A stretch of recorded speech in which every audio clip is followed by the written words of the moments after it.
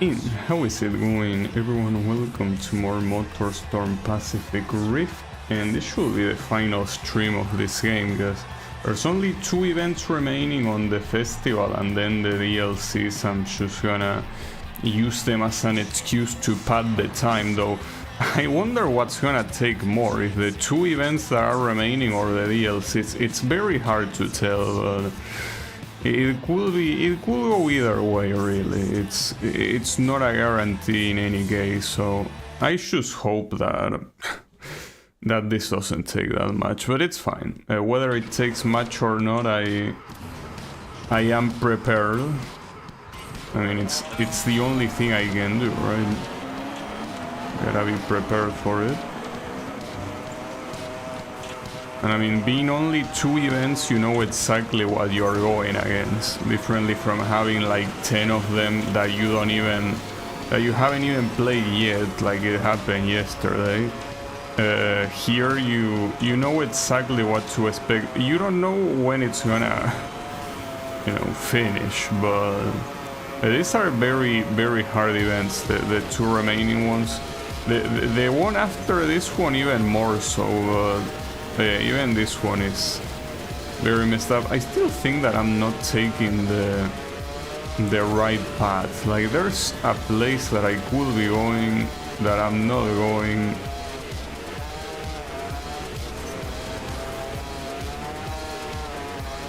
It's gonna be rough.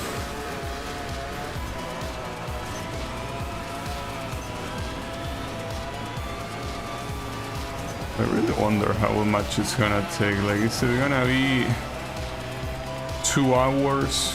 No, I hope not. In fact, if it takes 2 hours to win these 2 events, I think that I'd rather use the remaining time on DLCs, because it's a little bit too much, if you ask me. With this track, as I say, I think that that I don't know what the fastest path is yet,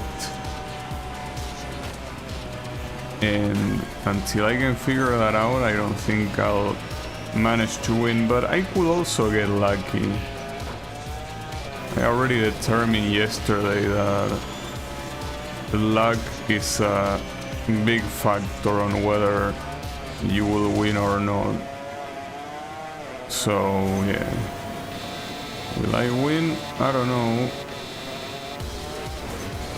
But luck will have to be on my side somehow.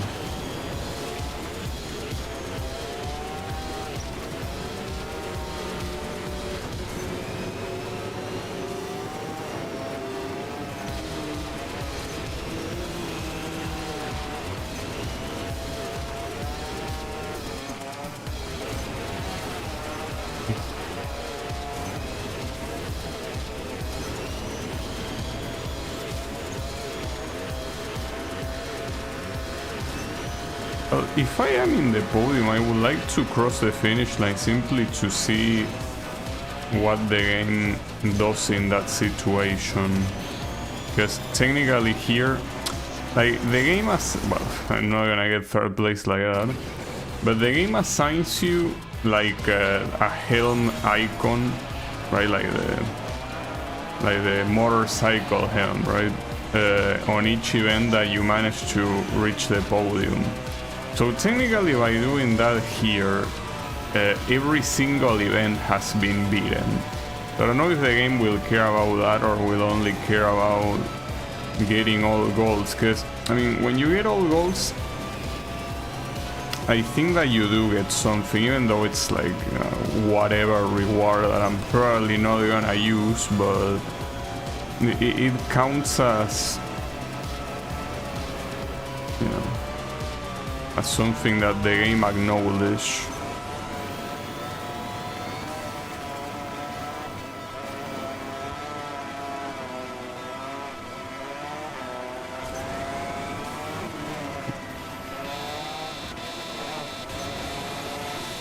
I really hate this song.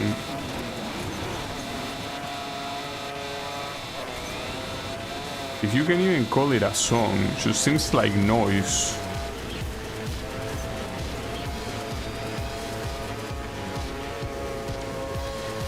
Oh, that reminds me, speaking of songs, yesterday, since I needed to focus to win a lot of events, I remained silent for long periods of time, and by doing that, YouTube recognized one song that did block the video, but it blocked the video in Russia and Belarus like it normally does, like a lot of these licensed songs, so like it's no big deal.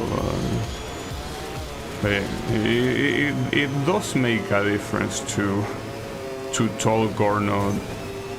A lot of songs are not recognized because of the talking.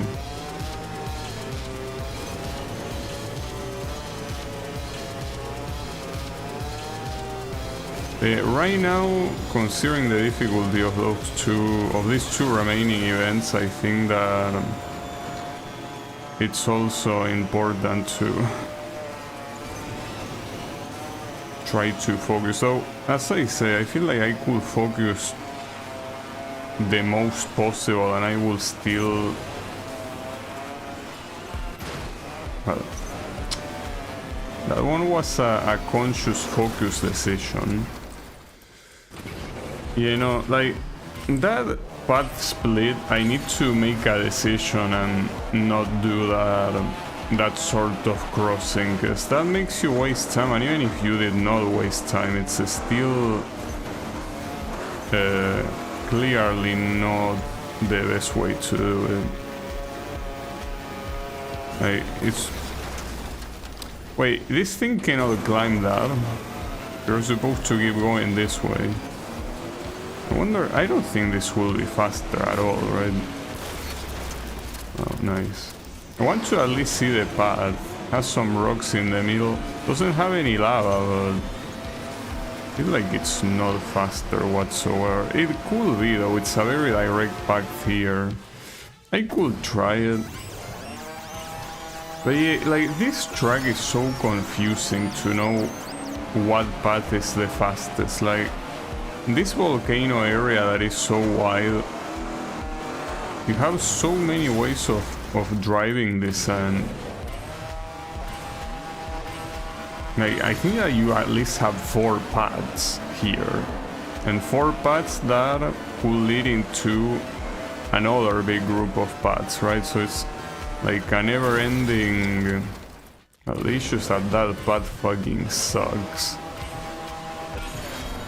It might be faster, but they are not letting me take it. Alright. So, what makes me think that this is relatively faster is the fact that you go through the inner side.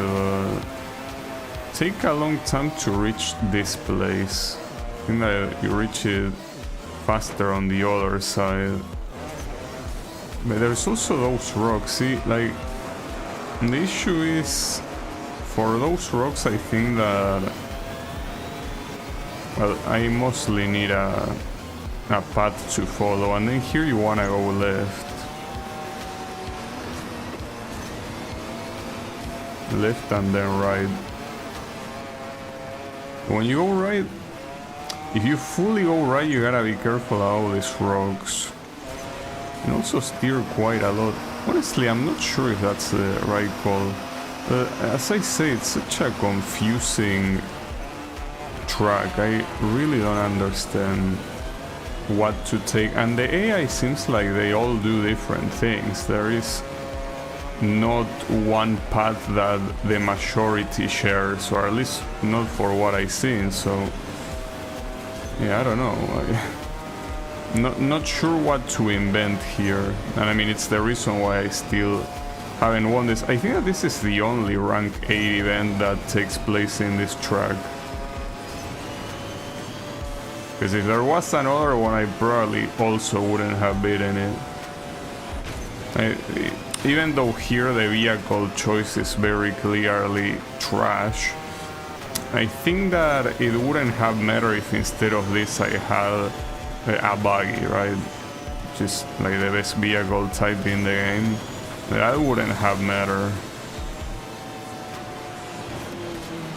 And speaking of buggy, so I think that's a mud plugger that looks like a buggy, but though ironically that respawn made me appear in front of that guy. Right, so the first place is right there.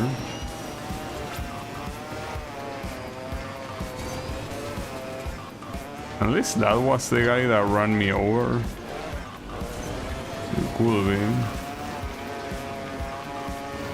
I think that's the path that I'm gonna start taking. Seems like the best one.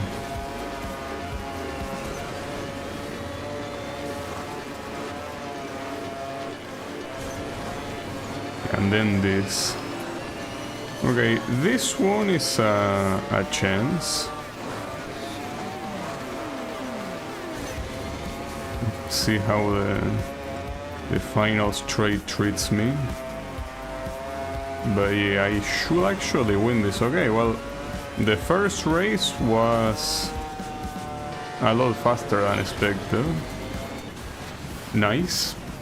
Now that'll happen in 10 minutes. That's very, very good timing. So there's only one race remaining on the water zone. Well, first of all, yeah, it's gonna... Oh, Bronze Festival. Yeah, I guess... Okay.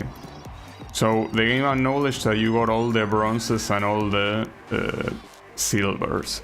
But to get all the golds, the only thing remaining is this abomination. That is rank 7. That's the saddest part. It's rank 7 and I still have not been able to beat it. Because it's a piece of shit. It's, as I say before, the hardest event in the game by a long shot and for absolutely no reason. But it's fine. We will figure it out. The biggest issue of this event, and here it does matter what opponents you have and what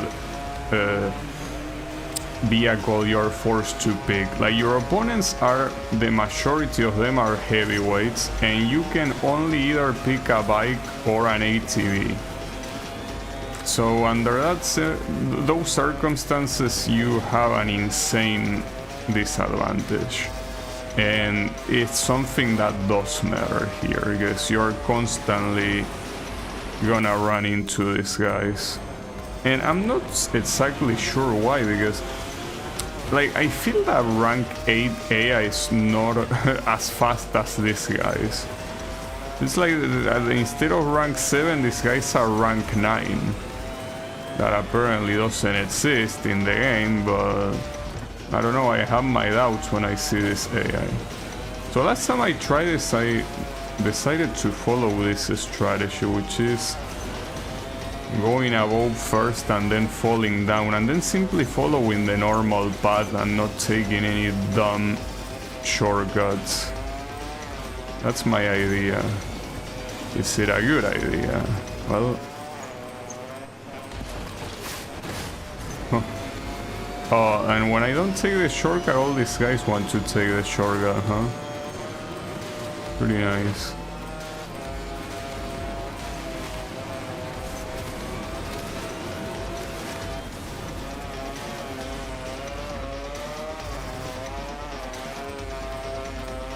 If I can maintain it like this, it will be perfect.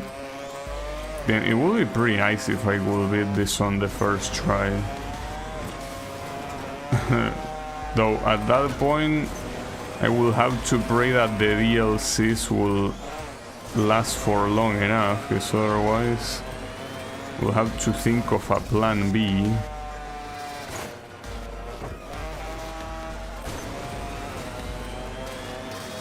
It might be possible actually that I beat this right now. We will see, because the part that I always lost was at the end. Okay. Like here, like I was reaching this part, but there was always someone ahead of me. This time that doesn't seem to be the case. No? Alright. Well, I don't know how to feel, guys. I mean, it's pretty nice I've been able to beat this, but man, if I could have beaten it that fast, I would have done it yesterday. Well, that's all the goals, just like that. And I got those 2 guys and a boss, I guess. Well, a couple things. Alright, sure. But yeah, I guess the festival is fully done with all golds. So there's that. And I guess now comes the DLC. It's a shame that the DLC, the Speed Weekend, fucking sucks. But at least it's something to complete, I guess. Essentially the way it works is that... Oh, hold up. So the target time here seems to get harder with time. Okay, at least there's something interesting to look forward to. But yeah, it's essentially they are all checkpoint events, which is very lame, extremely lame.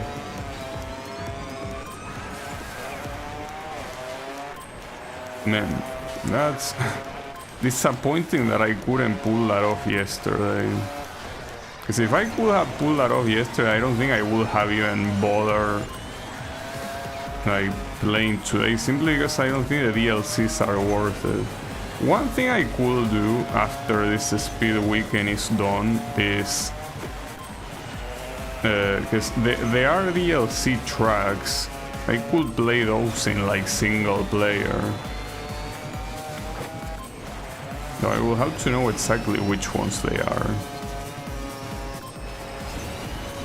If I recognize the icon from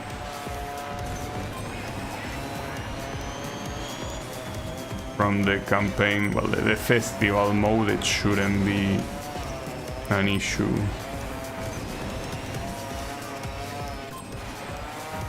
The thing about this Speed Weekend thing is that every time that you beat the target time, you can move on to essentially the same event, but this time with obstacles in it. But I don't see much of a reason to do that when they make the objective your target time. They call it main event, but it's not the main event, it's the same shit, basically. So, okay, so the game seems to care if you beat... Like, there is a very slight difference, that is, there is a golden line on these ones that I beat the main event, but on this one there is a silver one. But yeah. The annoying part is that the target time is the time you set, and it's obviously gonna be harder to beat it if you add obstacles to it. So for example here,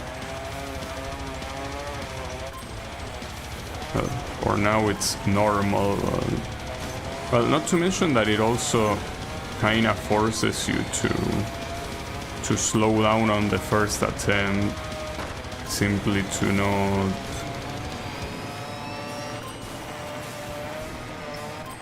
I mean, to have an easier time the second time.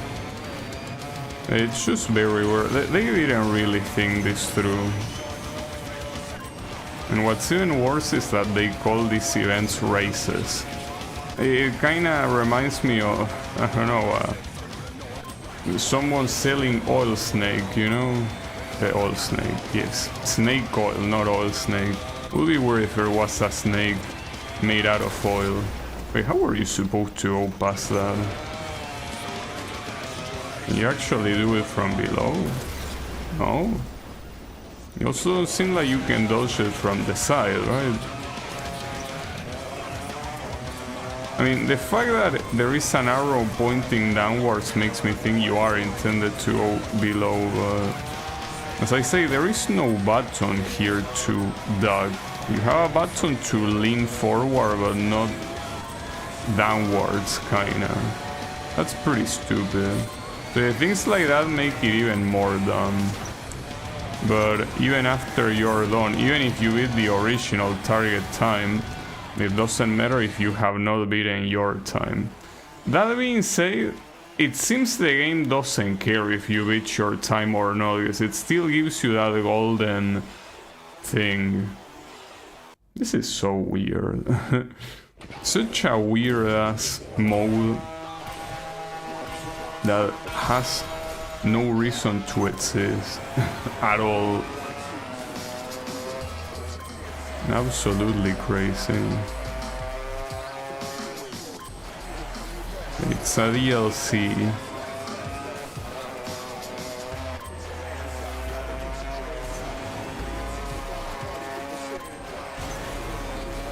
I will assume that the races are probably like the races on the new tracks. Like that's probably gonna be more exciting. And I don't know if this mode has the new tracks or not. Maybe it does, maybe it doesn't. I don't know.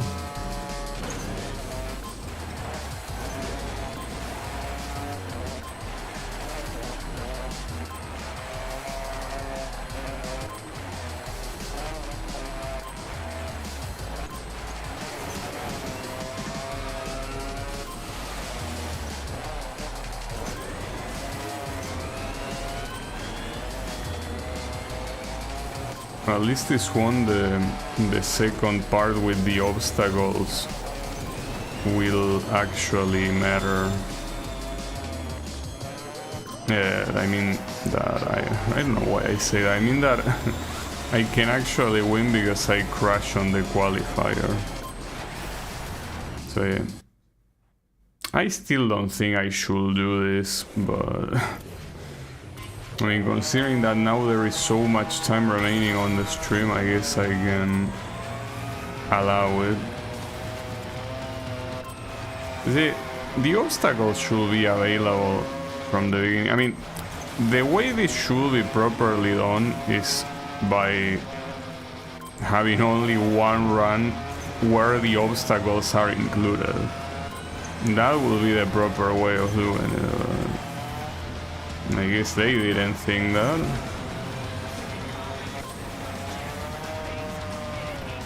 It would even be something relatively novel, right? Like doing this type of events, but with shit on the way that is not there on the regular track, but no.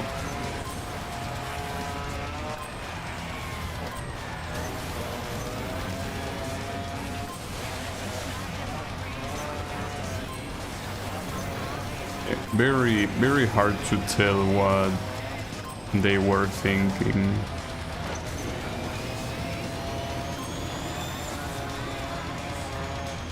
I also wonder if other vehicle types have different obstacles. Ah, shit. Ah, damn it. No, don't blow up.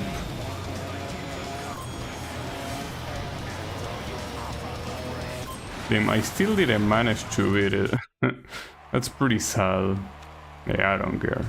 So apparently this one's... Well, you will see there was an icon of a wheel that got red. Like it started green, then yellow, and then red. It's supposed to be... Like, these are the hard ones. These are the ones that are not easy to beat, because they require 25 seconds.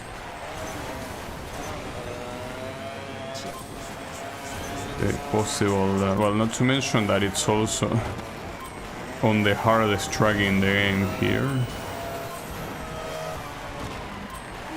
No, then... Yeah, I don't know, I mean, the smoke there was making me point to where I eventually went to. So that's hardly my fault.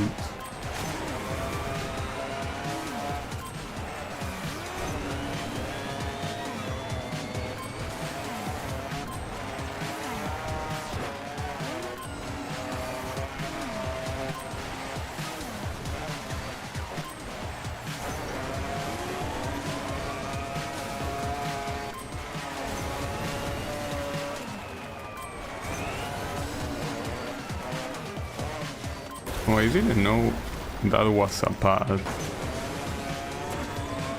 But this only works if you are like one of the small vehicles. You're not gonna work with a car. Well, that's interesting. I did not remember that being there. But I mean, I crash as soon as I try to enter, so it cannot really possibly be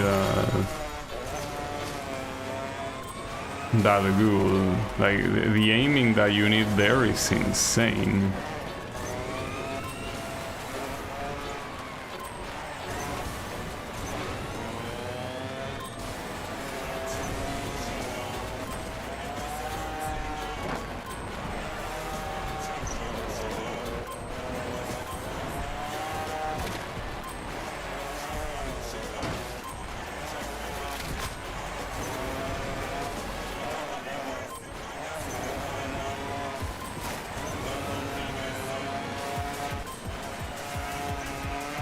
If it's another vehicle type, I mean, it depends on how they distribute the obstacles, but this stuff will be almost impossible to avoid.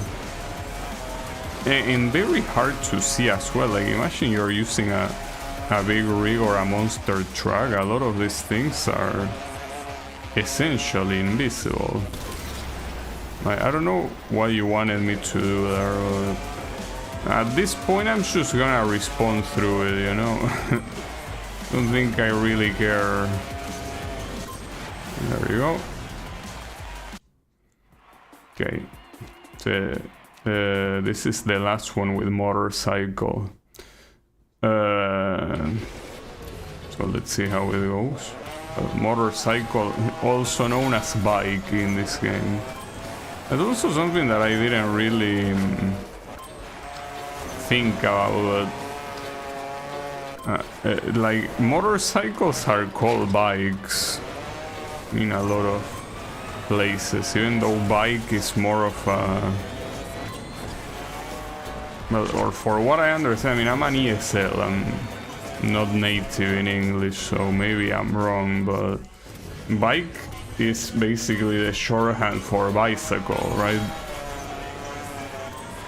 So even though you can use it in motorcycle, I think it's like a little bit less accurate. So can you stop missing the checkpoints? Would be nice.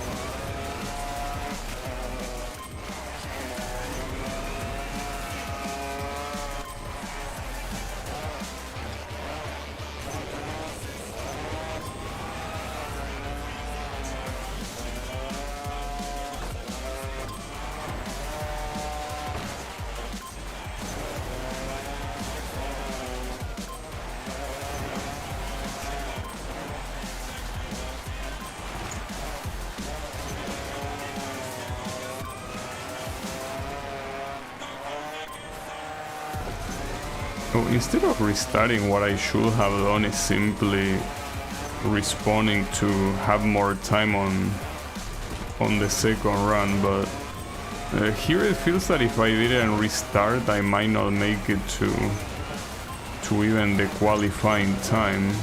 Well, in fact, right now it looks like I might not make it to the qualifying time. This is a very complex track. I want to imagine how much more complex it's gonna be with obstacles, if it's already this hard.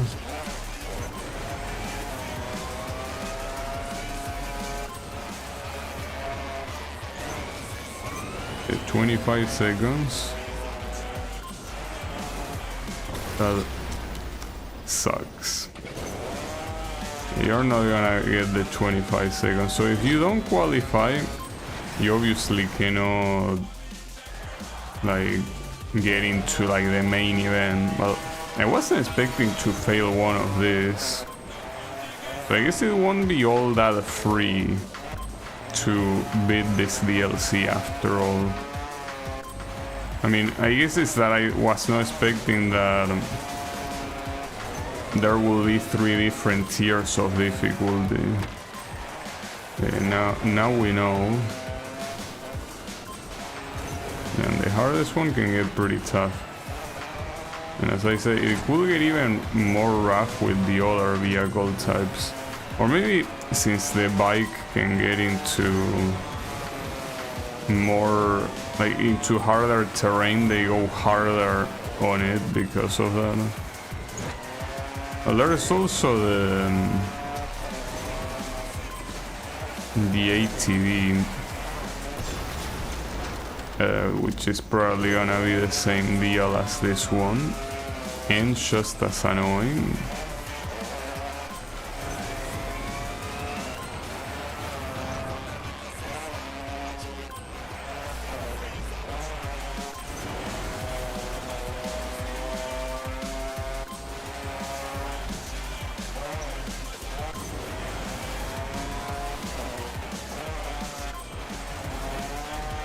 At least this time you didn't fail the last jump. So how is this gonna be with obstacles? Oh wait, I put continue and it loaded me back.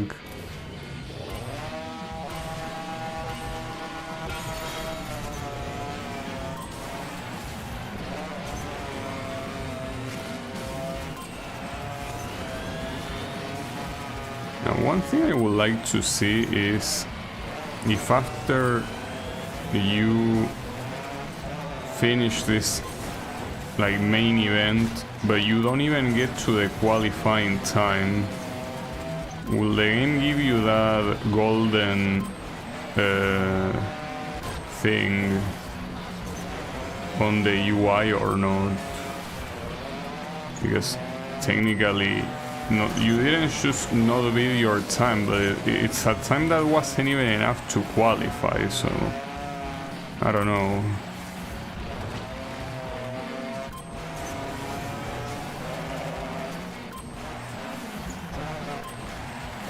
If there's any event where I could easily not get the qualifying time, is this one.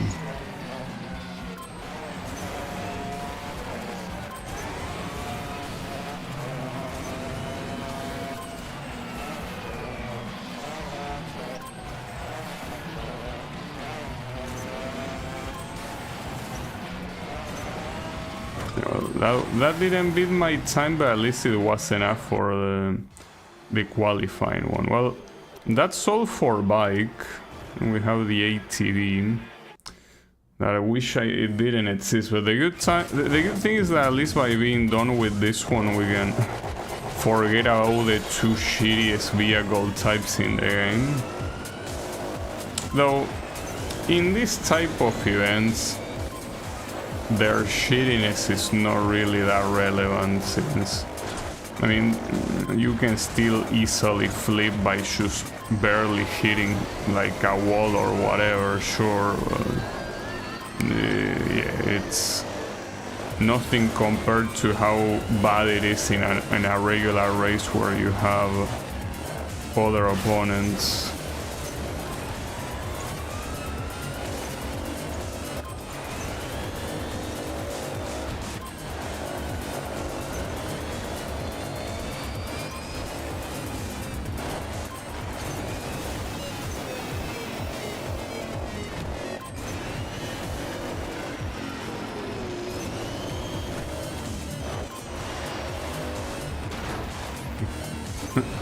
Where are you going?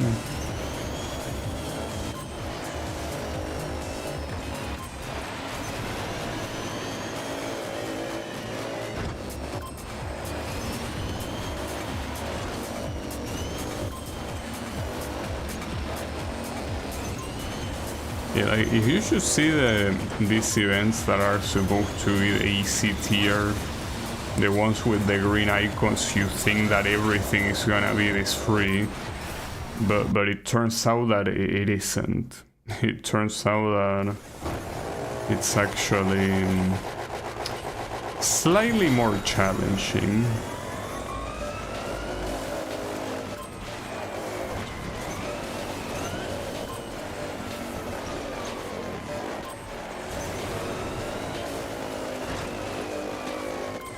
I really want to see if those obstacles, those green obstacles, are things that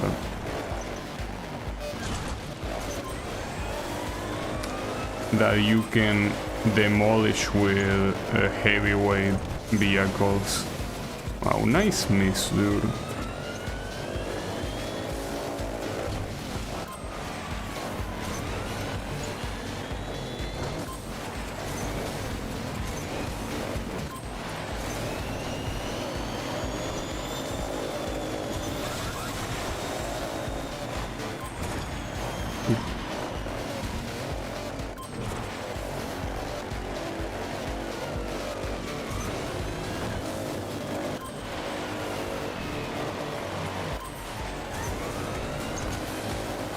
them. I really hate the way this vehicle handles so badly.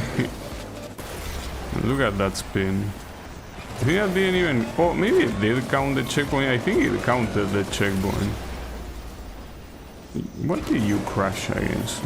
There was nothing here.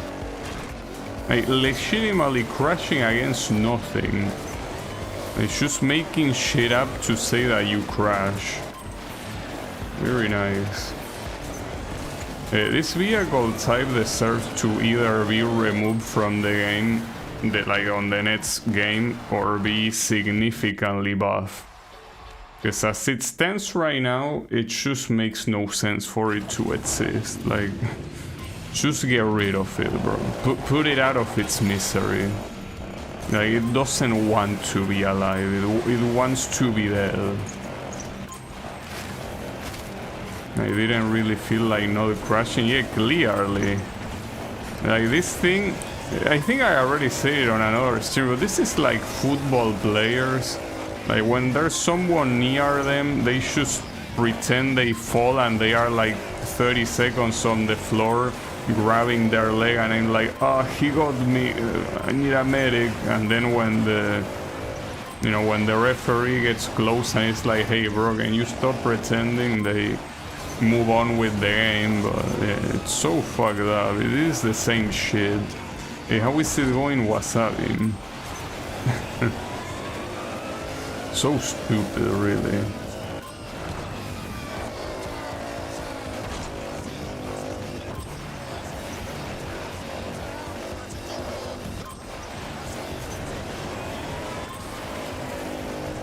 This vehicle is stupid in general. I mean, the idea of the vehicle is obviously not stupid, it's just that it's way too bad gameplay-wise. It's... I was gonna put an example with a fighting game, it's just that I cannot think of any right now, like of a fighting game character. I will be better to just remove. Well, I guess 12 from Street Fighter Third Strike, a character that has no reason to exist gameplay wise, because it does not do a single thing better than anyone else. But it's not a bad idea that it exists game, like design wise. It's just that it's so weak, so worthless as a character that fights, that if it wouldn't be there, it wouldn't make a difference, because nobody picks him. And Third Strike is a very unbalanced game in general. There are some characters that at least get some use despite not being considered top tier. I mean, a good example being Makoto. In that game, she's not top tier. Well, she's not top tier in any game she appears, but she's useful enough to be picked by someone. I mean, very gimmicky character, so it's obviously very useful to pick her, but she's still not top tier.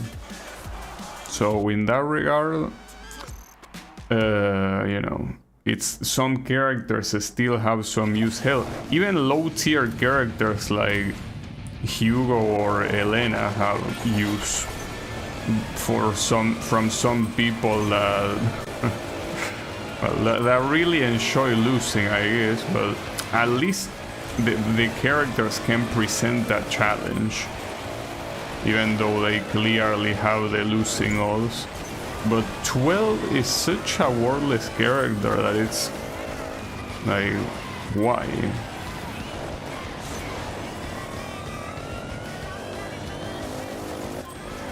That's exactly how I feel about the squad, or ATV, or whatever the fuck you wanna call it. It's a vehicle type that might as well not even be there. It's just that the game forces you to use it in situations, so it's not like you can just choose not to use it. Yeah.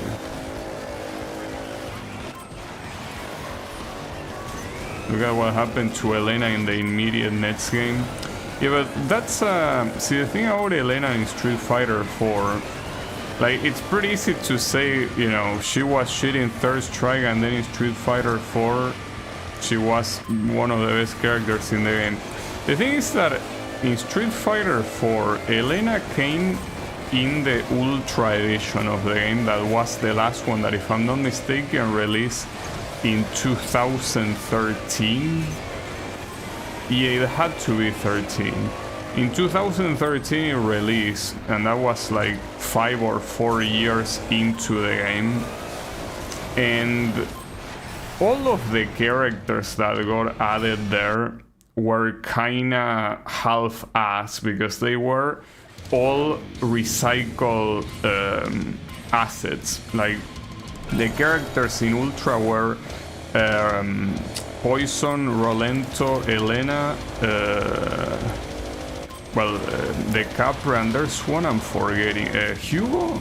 Was Hugo there, or was he already in the... No, Hugo was in like added in Ultra, I'm pretty sure.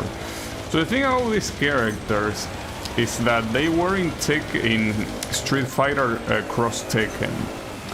Like, the 3D models were there, and pretty much all of the animations were there. So essentially they should grab that and repurpose it in Street Fighter. Well, the Capris basically came with a different skin, and some animations kinda like stitched together.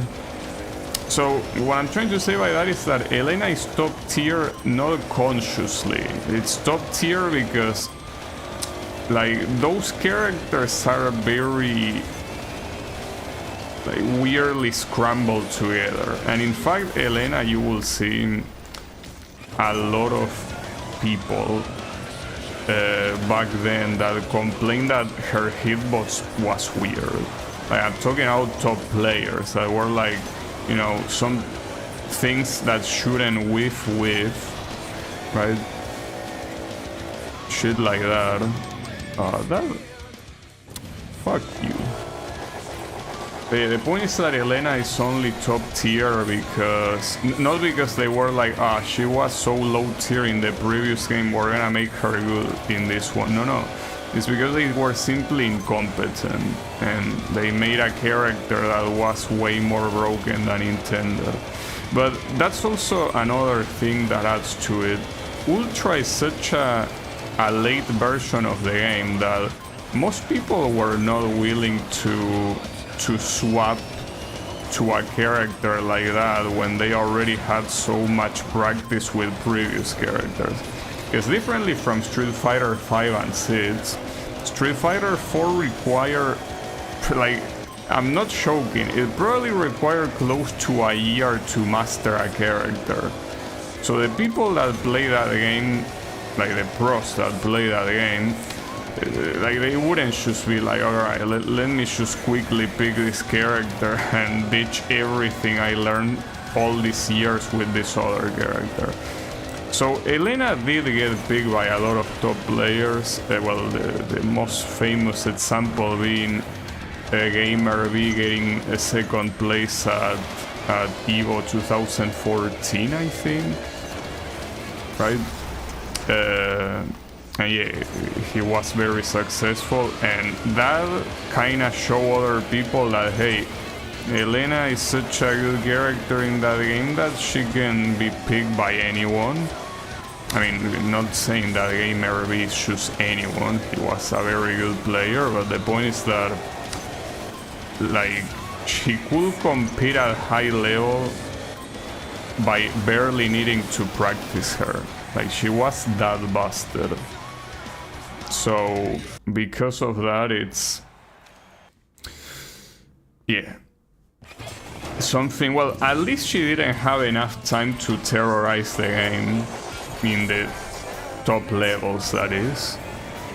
Like, she terrorized a couple tournaments, and then Street Fighter 5 release, and then Street Fighter 4 immediately stopped being played. Not because it was a bad game, mind you, but because it was simply, Capcom was like, okay, you wanna compete in Street Fighter, you gotta go to 5. forget about 4. We are no longer supporting 4.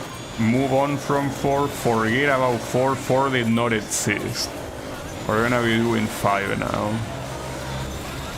So yeah. The point is that, well, if Street Fighter 4 kept going for more years, Elena will have to be nerfed to the ground. Elena will have to be completely like, she will have to have her legs removed, essentially. No, that's not really the case. Like, one of the biggest problems with Elena is that Ultra 2, which was the healing Ultra, was extremely broken. Like, basically it was more readable to fully heal, because healing, which is the name of that Ultra, of course, has 2 versions. One where she heals a little bit and then immediately recovers, and another one where she heals like almost half her health, but she's completely vulnerable for like a couple seconds, right? The thing is that that healing was so busted, like it healed her so much that it was better for players to full heal and get hit than to just simply heal a little bit, depending on the situation, of course. But if you look at Gamer V's Evo run in 2014, you will notice precisely that. Like, so many times where he backdashes like 4 times, fully heals, and all the thing that he got healed, like, he still gets a net positive after like being punished by the opponent, right? So Elena, she needed adjustments, but since the game was on the way out, they didn't do shit. And yeah, unfortunately, the final version of Street Fighter 4 is tainted with some very poor balance from those characters. Or you could say from Elena specifically, because Hugo is as low tier as he is in Third Strike. Like, it's a shitty character no matter what. Of course you can get wins with him and all of that, but you better not, right? Like, you will be better off picking like T-Hawk or Zangief than Hugo, right? Then you had, well, the Capra was fine, was a very gimmicky character, but I wouldn't call her broken. I mean, it's kind of like having another Blanca. I would say even more obnoxious than Blanca. I don't think she was top tier. Then you had, well, Rolento was an asshole. In fact, Rolento is like another Blanca to add to the list. Like, extremely obnoxious, annoying, but at the same time, yeah, not really top tier, though very close to top tier, I will say. And then, well, the remaining one is Poison. Poison is whatever, it's like mid-tier. She does well, and that's it. Like, it's a solid pick, but doesn't do anything particularly better than a lot of other characters. The main issue was Elena, clearly. And I'm pretty sure that the only reason, aside from the fact that the game was on its way out, the reason why they didn't patch her immediately is because she wasn't winning tournaments, because, as I say, most top players were just like, well, I'm not gonna change my character now. So they didn't, with some exceptions. And yeah, those exceptions still were relatively few, the ones that won tournaments, but yeah. Back then, you had a lot of people like high on copium, right? Telling you, now Elena is not top tier, you're just a scrub that needs to give you. But you know, those people were basically assholes or Elena players. Because you know that every time in a fighting game you want to downplay your character big. Now you want to pretend that your character is the lowest tier of the lowest and everyone else's is the highest tier, right? It's the classic scrub fighting game mentality, right? But yeah, the point is that she was very strong. Don't let anyone tell you otherwise.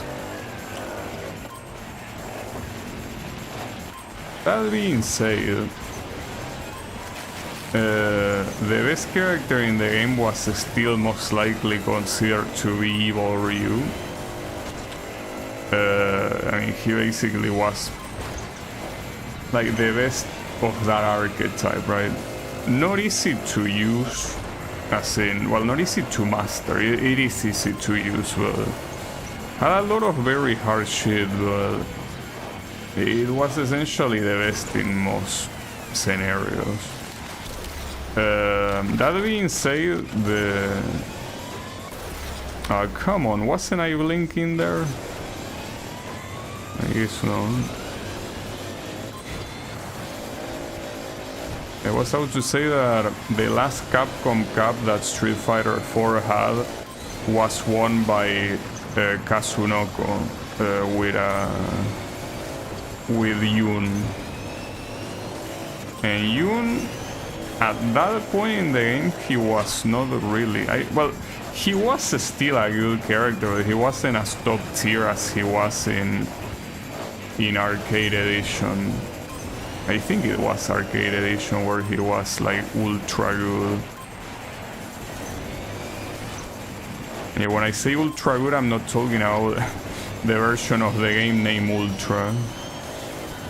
Wait, what was the target here? Was it 25? Well, okay, so the game doesn't give a shit. Like, that golden stripe is basically a decoration. Because, yeah, 25 was the objective and I didn't get it, but the game just doesn't care.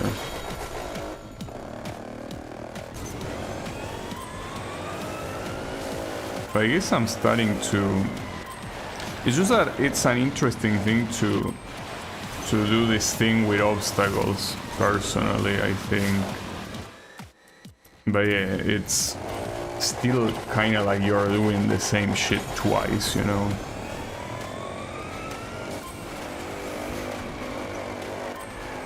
As I say, I'm simply feeling time. Because the main game is done.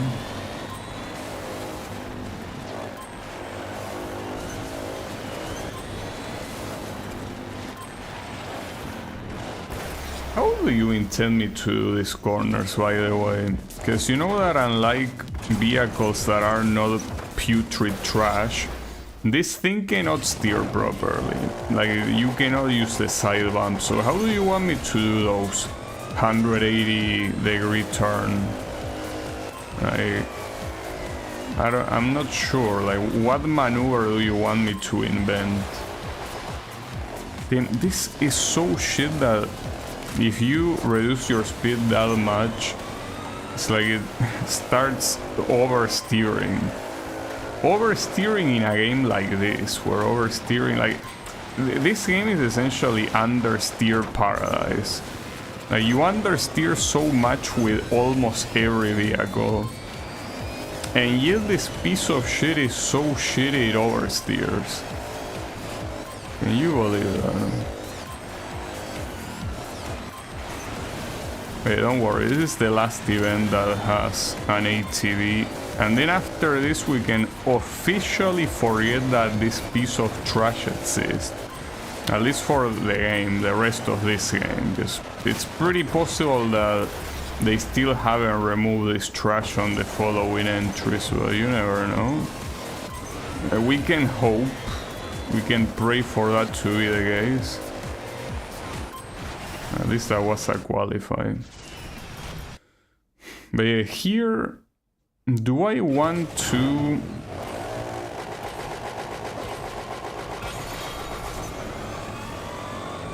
do this with obstacles? It was already not easy without them.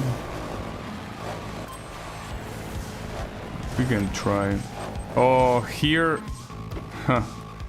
Damn, I took it from the wrong side. At the same time, dude, on top of this vehicle being so shitty, you also make the obstacle course here as shitty as possible.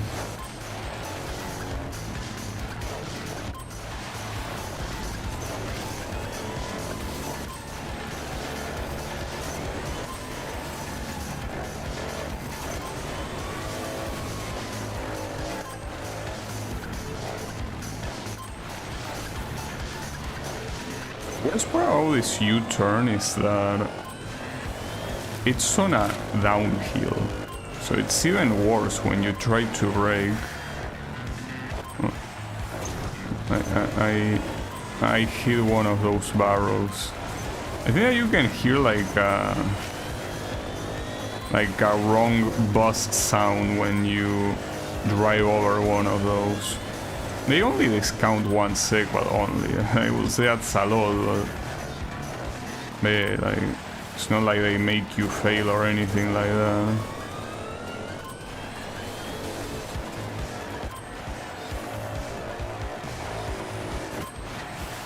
Did I beat it? Well, no, because of that. Oh, I hit 2 of them, really? Well, suck a cock. Well, ATV is gone forever. Out of my mind, out of the place. Wait, this one has a bug, doesn't it? I think it loaded with a bug. Well, this is an easy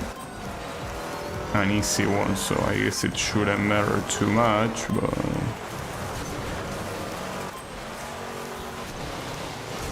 No, apparently there is no bug.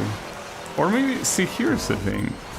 Maybe there is a bug. Like, maybe when you splash that water, it's supposed to stick on the screen like it normally happens.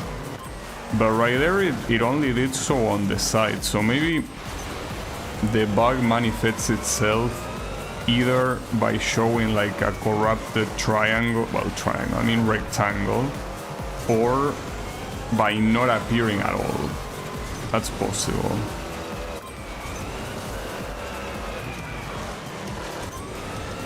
Also, it's so crazy using a vehicle like this that actually drives well after using the absolute trash that is the ATV. I mean, it's an especially shocking change because you go from the worst vehicle in the game to the best vehicle in the game. It's quite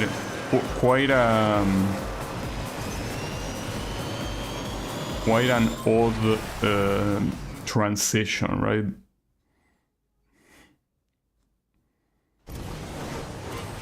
You could faintly see like a bug appear there, just like last time. Oh, and here the obstacles are different. So you have green barrels. So basically they are different obstacles depending on the type. Alright, that's interesting. So wait, do you want to hit the green ones? Because you have green and red ones. Or maybe the red ones are just worse greens. Just in case I don't want to touch anything, if it's possible. Like, I should have read what the message said. Wait, it does give you seconds. Oh, so that means that if I somehow was able to get through those green things on the previous one, I also will have gotten time. It's just that I don't know how. Well, you were supposed to go under, but I don't think there is any command to crouch.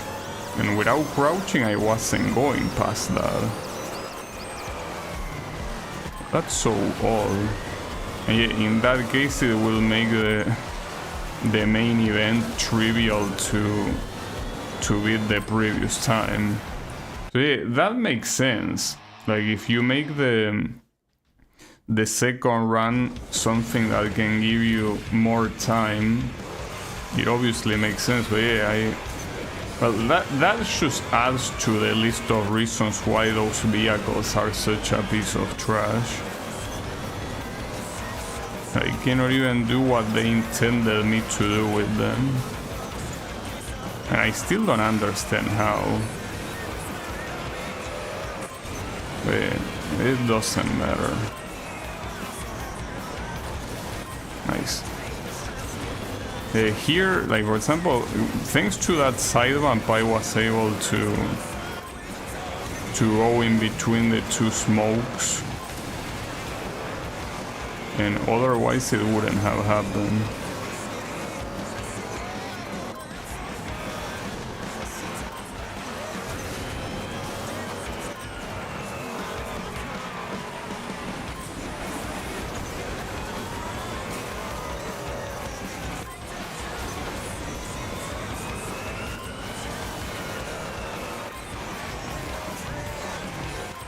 So at the same time, that also makes it a little bit more lame, because instead of an obstacle course, well, I guess it's still kind of like an obstacle course because of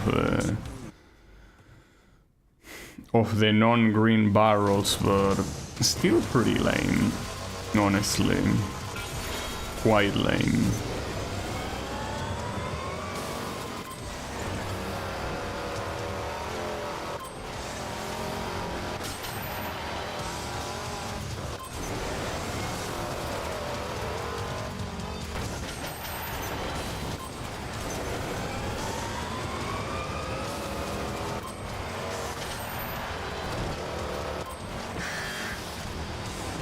Wait, did I accidentally hit a red barrel? Yeah, I heard a buster sound, but I don't think I did that. Are you sure? Or maybe it was part of the song. Some songs have some very weird effects that make you think that you did something wrong, but I probably didn't. Ah, that sucks. Damn it, dude. How did you even manage to jump so far from where you were going? I feel like that takes more skill than going the normal way.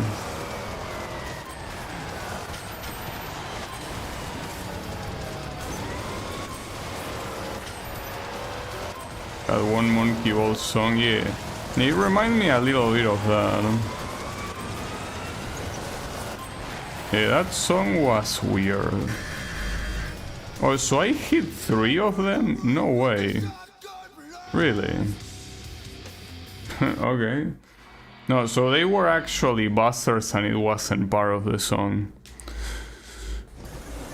Also, you know that, well, it's pretty clear that today will be the last stream of this game, but I'm not sure what I want to do tomorrow, you know? Because I could do... Like, the thing is that I don't want to think of what game to stream, which will mean that I will simply play the one that comes after this one, which is a MotorStorm Arctic Edge on the PS2. But then again, like... I feel like I also would like to have a little break, but thinking of another game to play is so annoying. And so far I still cannot play I Wanna Be the Guy fan games, because I need to finish my fan game first, and it's very close. Like tomorrow I will finish the boss, and that essentially ends the first version of the game, after which I will play it from the beginning and nerf whatever I deem necessary to nerf, right? That's the idea. I think it will be nice, personally, will be cool. But yeah. I don't know when it's gonna be fully done.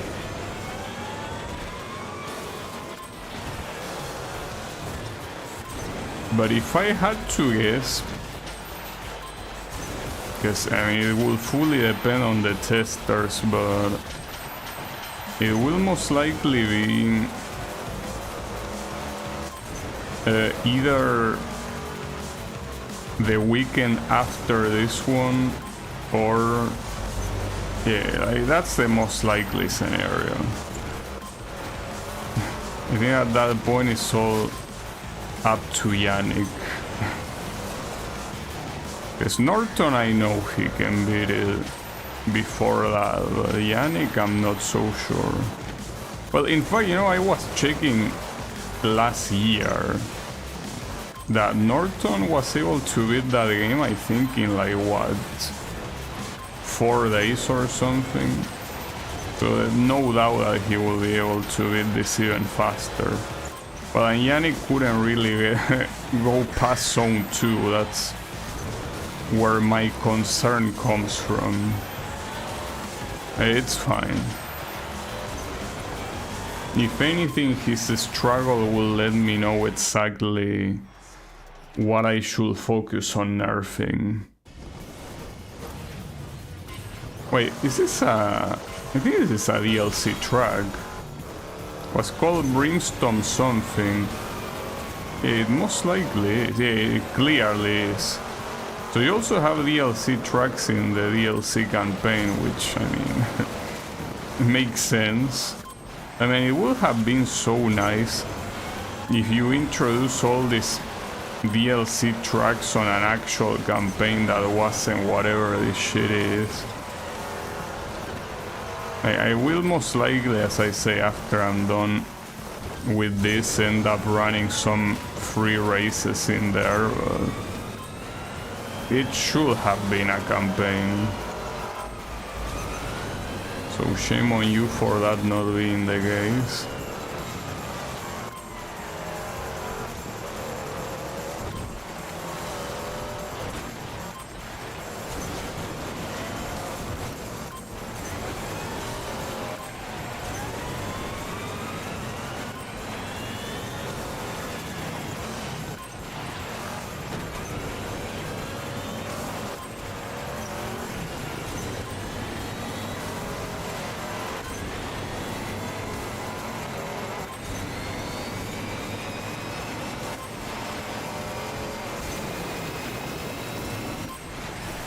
Okay.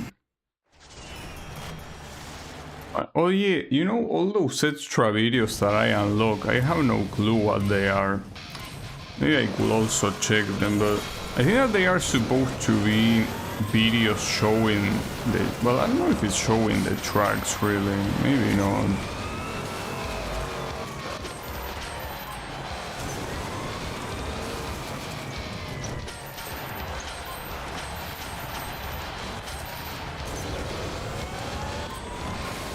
These green barrels, you can get so much time.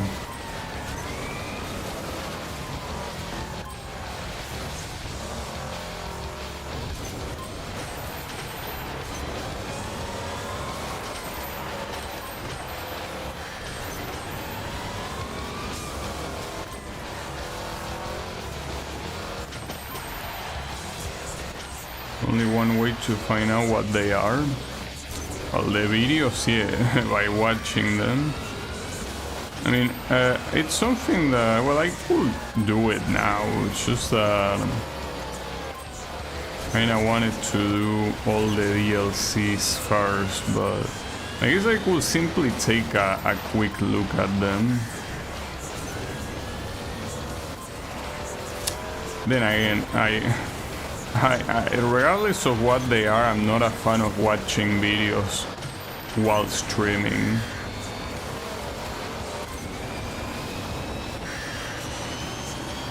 I prefer playing, you know? But I'll check. So in extras, where is extras? In options? No? Is it in garage? Yeah, it is in garage. Why is this one locked? The earth zone? I mean, this one should not be locked. I beat everything on each one of those zones. Well, the fire zone is somehow unlocked. There seem to be videos about like those places. Yeah, a little bit weird. I don't see why those in particular will be locked. Weird. You also have artwork and shit. It's basically, well, as it says, they are extras, but it's nothing out of the ordinary, right? So those videos that I got there were probably for the speed weekend or some shit like that. Also have the bad shits. So these are essentially like achievements or shit. Yeah, a lot of these are all simply playing a lot, but... Wait, what's the last one here? Qualified on every... Well, yeah, that's something I'm about to do. Don't worry about it. I'll get there. Just wanted to take a quick look at that. And we will do that. So, buggy.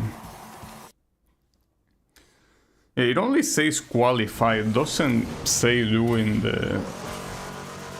Like the second run afterward with the obstacles and shit. But yeah, I guess at this point I might as well do it.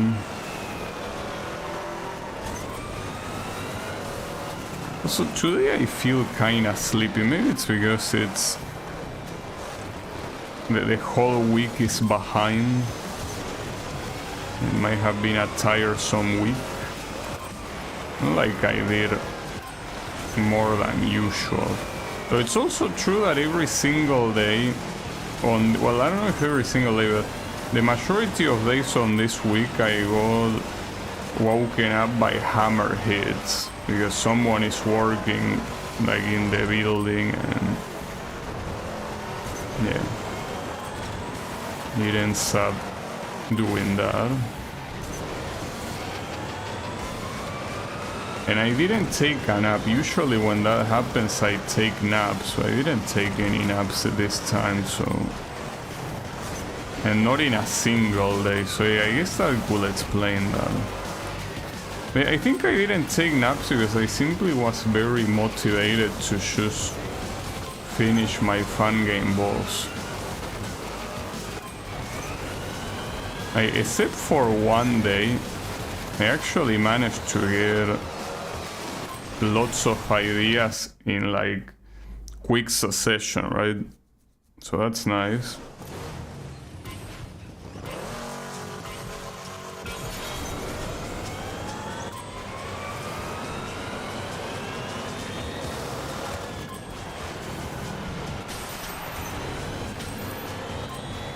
But I'm actually surprised by how many patterns in a short amount of time I was able to think of. I guess it's mostly because well, like I kinda discovered like one thing I could do with the bullets, and ever since I discovered that, I'm like, oh, and what if I apply this like this, right? Not gonna say anything to not ruin the surprise, I guess. Not like it's anything that hasn't been done before, but yeah, it's something that I myself didn't know how to do until it well, until it occurred to me how to do it. Like, those type of things are trial and error.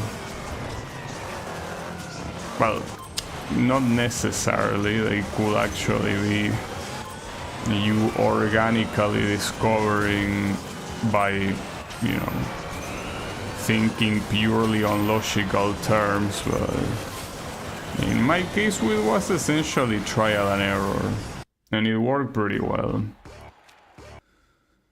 Alright. Last event with the buggy.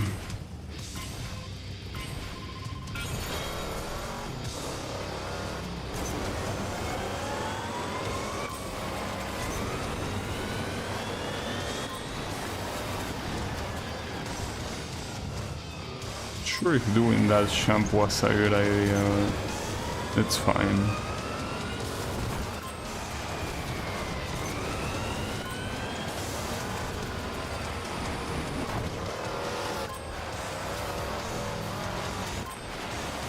Darth Vader is Luke Skywalker's father.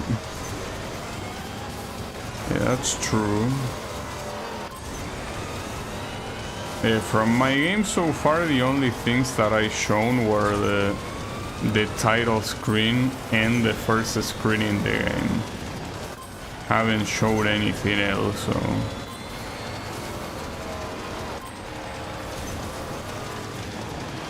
For the time being...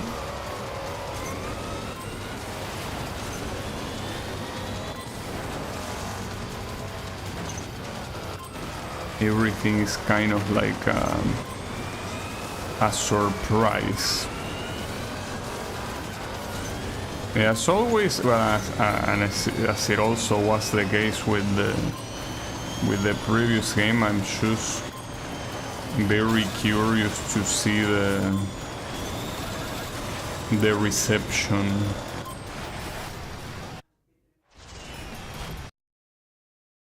Just one of those things. And well, here I will at least have the immediate feedback from the testers. That's a good thing. Like before actually releasing the game to the world, the testers will actually tell me the things that suck before others have to suffer through them.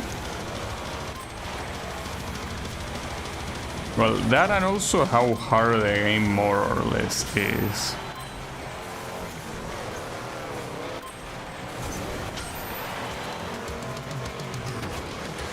Yeah, at least I hope this time more than 3 people can manage to beat it.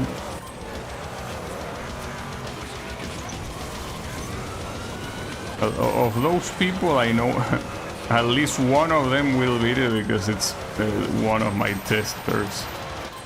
Echo will most likely beat it too.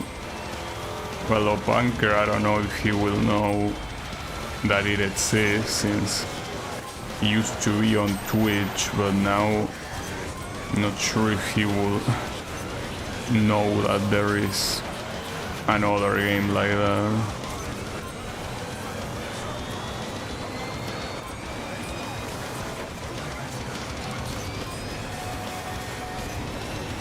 Well, if you played Wasabi, you most likely will manage to beat it. And yeah, well, Yannick, I don't know if he can beat it. But he's one of the testers, so at least he will try. Like, an attempt will be at least made. But whether that attempt will work or not, I don't know.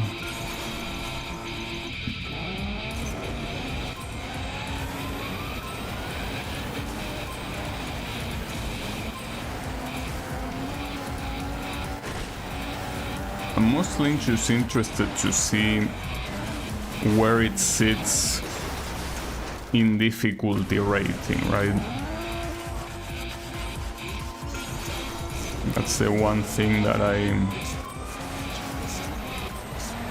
kinda care about the most. Like, how hard did I make the game? I definitely know for a fact that it's gonna be way easier than the previous one. That still doesn't mean it's gonna be easy though, but easier.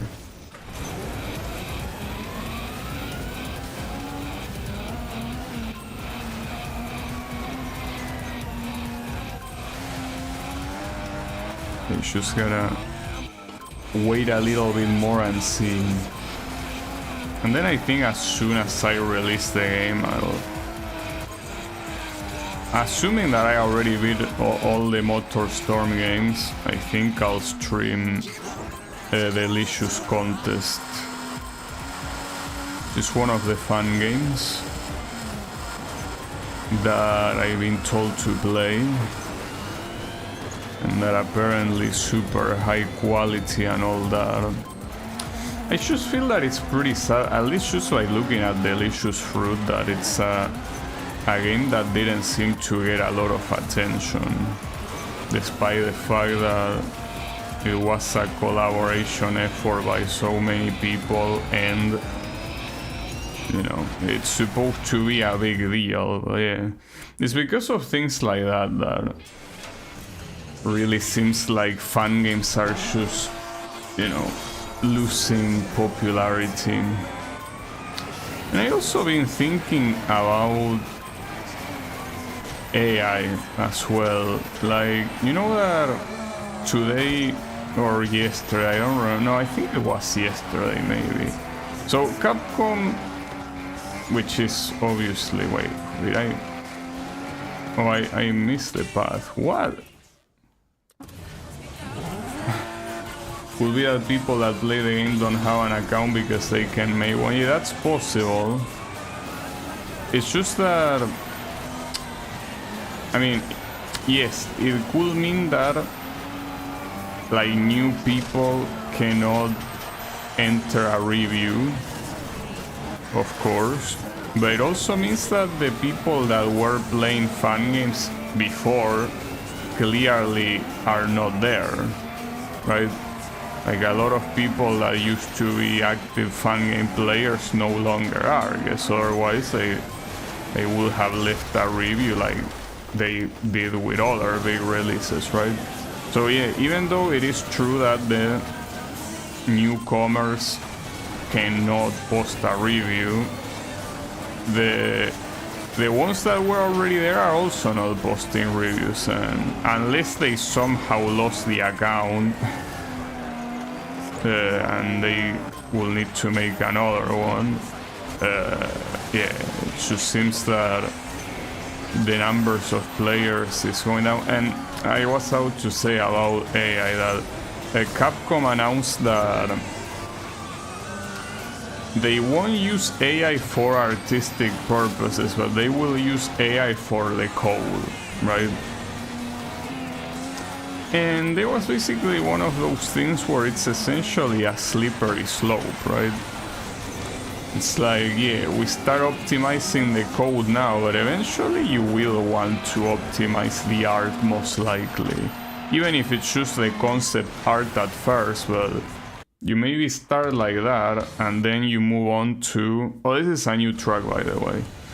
And then you move on to, you know, other stuff, right?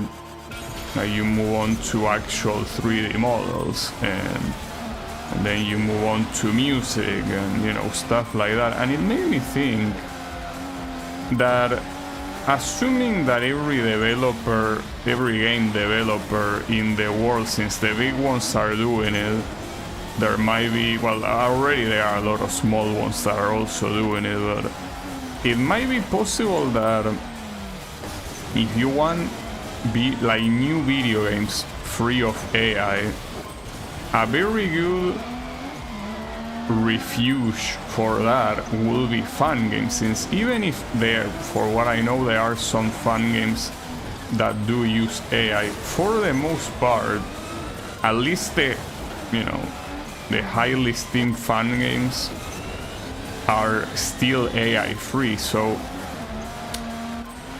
if we assume that in the future AI is not gonna basically be a bubble that bursts like many people, myself included, think it is, assuming that it's actually here to stay like some other people say, fun games will be like the perfect refuge for that. Well, that's a visual glitch, and that's very annoying. Can you remove it? We might need to reload. Hard reload. No, it's still there. Well, whatever. I'm gonna try not to look at it. Not like it occupies the whole screen anyways. Will be worse. Oh, it disappeared after the beginning. Slippery slope, I agree. That's what I'm about to say, like, fun games have the opportunity to kind of make a comeback in like a more like wide public, if they are like the only new games left that do not use AI. But for that to be the case, two things have to happen, and well, one of them is, as I mentioned, AI will have to not be a bubble, and people will want to play games not made by AI, because a very possible scenario is that people eventually will give up, and when they see that almost everything is made with AI and that it's pretty hard to tell what it's made by AI and what isn't, they might simply just accept it out of, like, you know, out of just surrendering, right? And that means that games made without AI are not in demand anymore, right? But yeah, like, assuming that they are still in demand even when AI gets like that, like gets even like more into newer games, then yeah, it's possible that fun games could be one of those things that actually keep the AI out of video games. But that's also assuming that fun game makers themselves don't start using AI. And that also assumes that fun games in general are not simply gonna die. I don't know, dude, it's one of those things that predicting the future is just not possible. Like, you cannot do it, and it's very annoying. Because these things, like fun, well, any video game takes a long time to be made, but you kind of want to anticipate to what people might like and what they might not like. And right now, if you openly make a game made with AI, you most likely will face a lot of rejection, right? But what if in 1 year that's not the case? But you don't know, and you cannot know. That's the thing. It's impossible to know. So it's all around just very annoying, right? Not being able to plan ahead.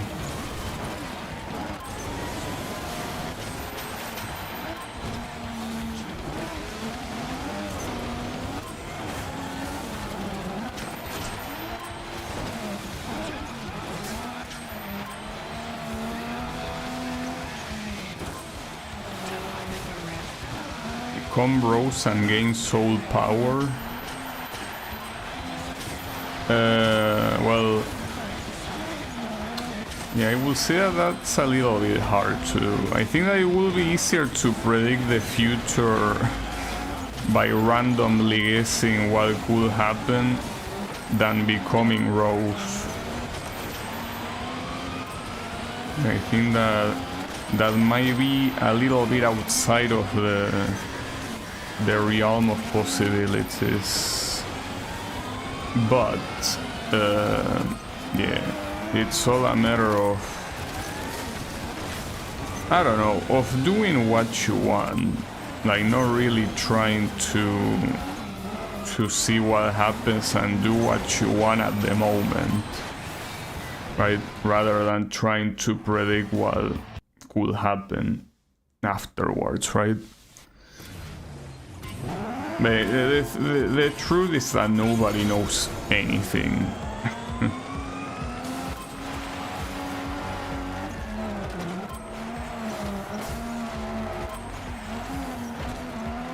Something that I do know, well, that's the thing, I don't fully know, because I don't know what the future could hold to me, but I don't think I'm interested on ever making money from video games.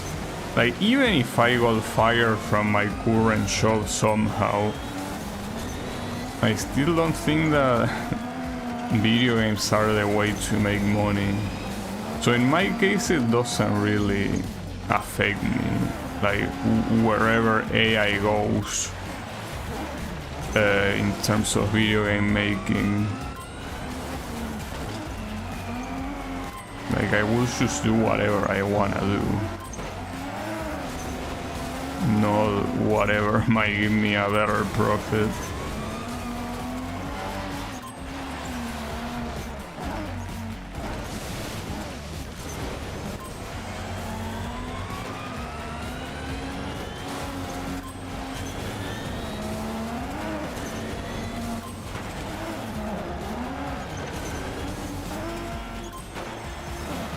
I don't know, I just wish things were more consistent, more predictable, but it's a problem that everyone has.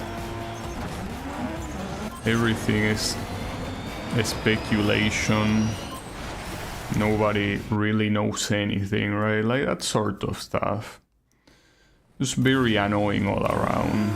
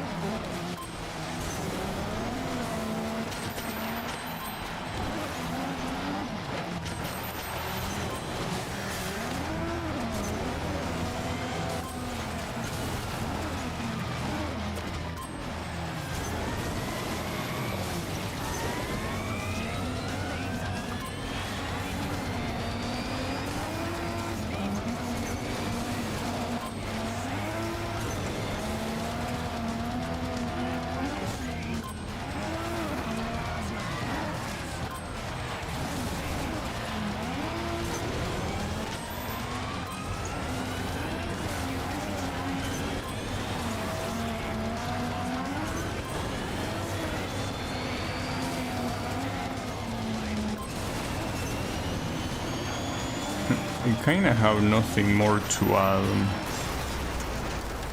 Those kind of things leave me thinking, but at the end of the day the answer is the same when it's just, if you wanna know what happens, you gotta wait and see what happens. But if you wanna do something, you probably shouldn't wait. Just do it regardless of what happens.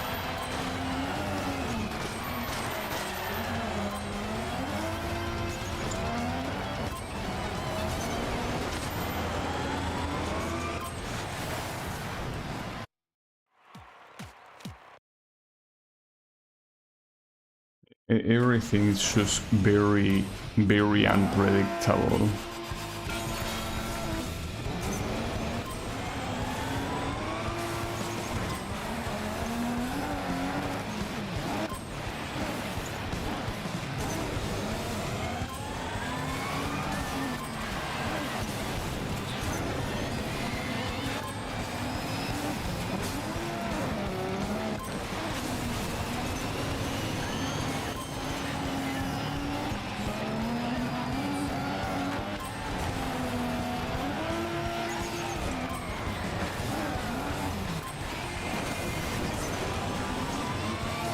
That also reminds me that I kinda stopped even trying to make music. You know, I used to try making remixes of some songs.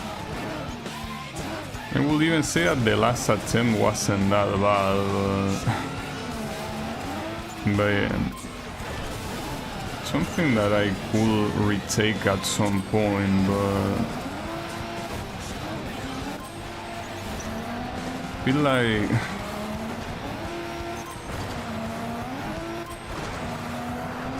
I'd rather focus on video game making if I had to do like anything, like dedicate time to anything else.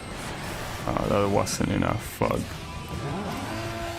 But yeah, I mean, they are not mutually exclusive, especially if you want to like publish your own video game, right?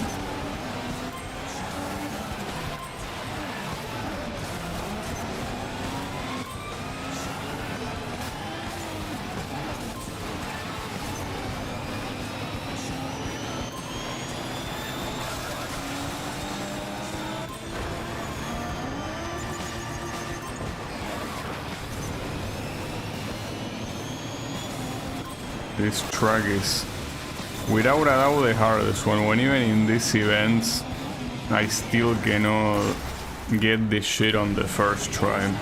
I really don't know what they were thinking with this track. Really should have called it Salt Rush instead of Sugar Rush. It's what it is. It's what it gives you when you play it.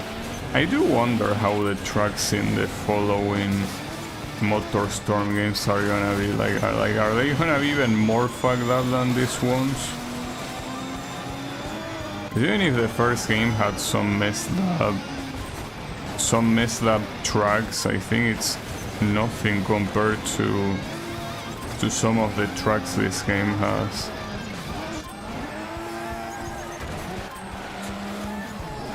And especially this one, the insane amount of obstacles and all of that.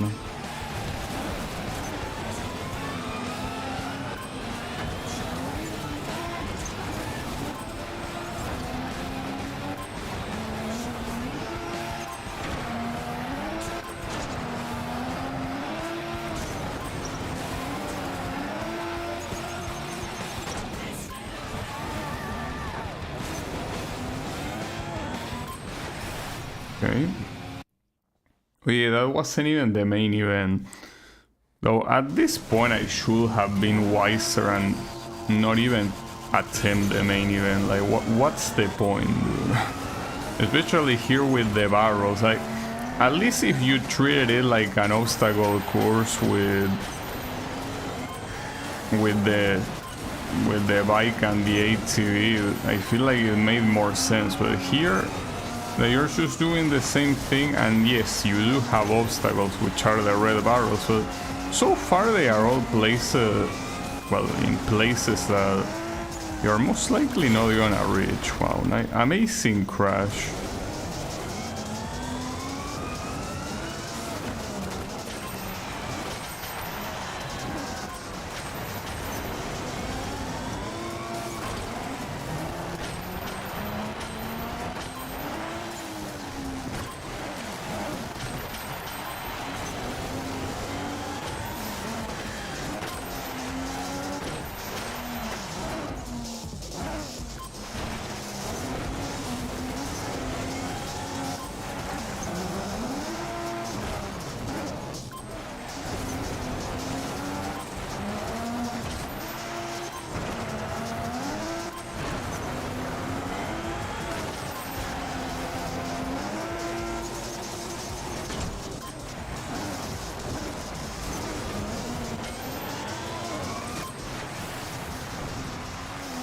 Also, Sugar Rush, if I'm not mistaken, is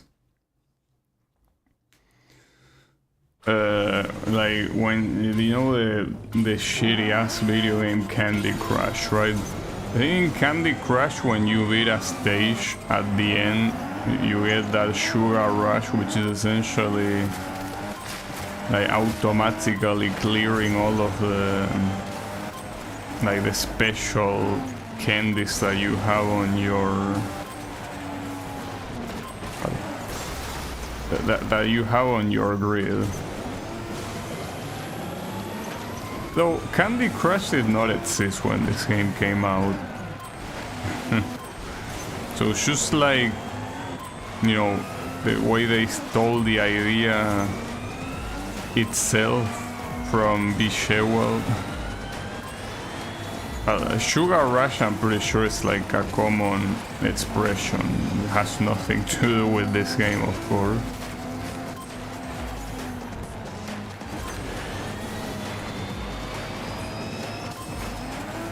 But yeah.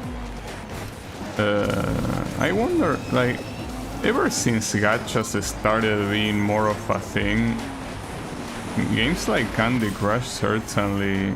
Well, not to mention that unlike Candy Crush, that beating some levels was so hard and it usually required like either a lot of patience or paying up. There's also a lot of games introduced in the mobile market that are more thought with a with a more casual, like an even bigger casual audience in mind. So I'm not sure how it's doing these days. Then again, it's one of those games that I think it's absolute bottom of the barrel trash, but I'm just curious to see how it's doing. Like, I will assume that it's still an application that you can install from Google Play or something like that, right? Or whatever the Apple application is called.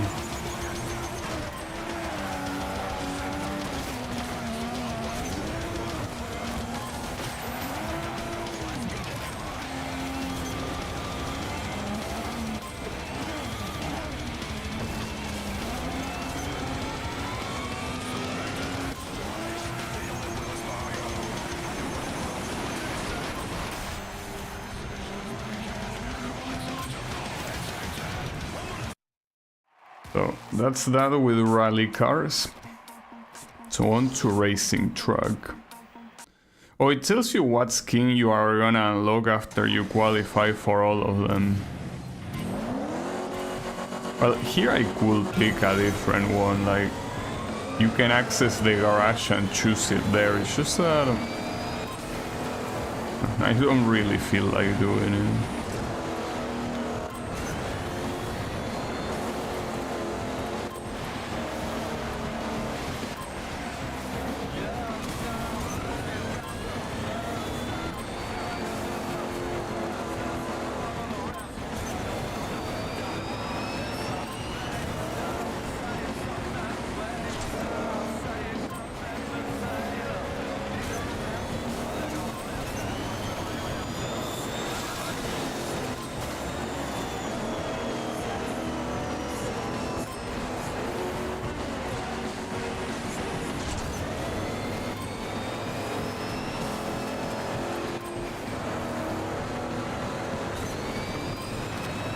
I want to see if here, since the first two vehicles have like a different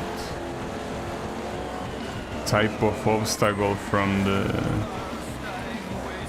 next two, I wonder if also this one and the mud plugger are gonna have a different type of obstacle. If they don't, I feel like I'm not gonna bother doing the second run. So what are you gonna have? Are they gonna be the barrels? Well, considering that no tutorials showed up, yes, these are most likely the barrels. Indeed they are. Well, in that case, I shouldn't really bother with this shit, right? Because as we already clearly saw with the buggy and the rally car, there is zero challenge about this, and it only makes sense when you consider that this was played online, but right now it just makes no sense. And yeah, this particular barrel one is just so like lame. You know? Like, there's not really any creative way of distributing them, like putting the red ones in the way so you have to maneuver differently, right? You know, you just very randomly distribute them in a way that doesn't make sense. Like, for example,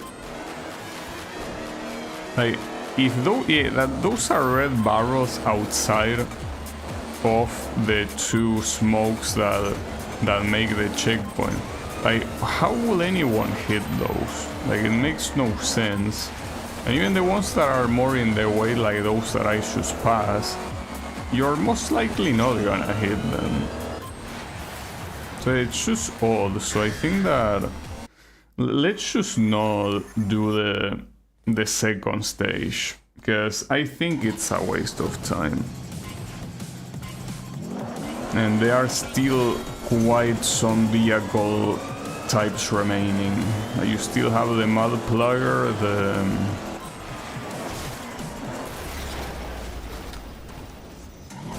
the multiplier, the big rig, and the monster truck, plus this one that I should started, right? So if all of the other ones have barrels, let's just not waste time.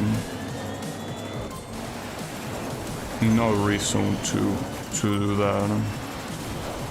Though I think I remember reading that the big vehicles had something else.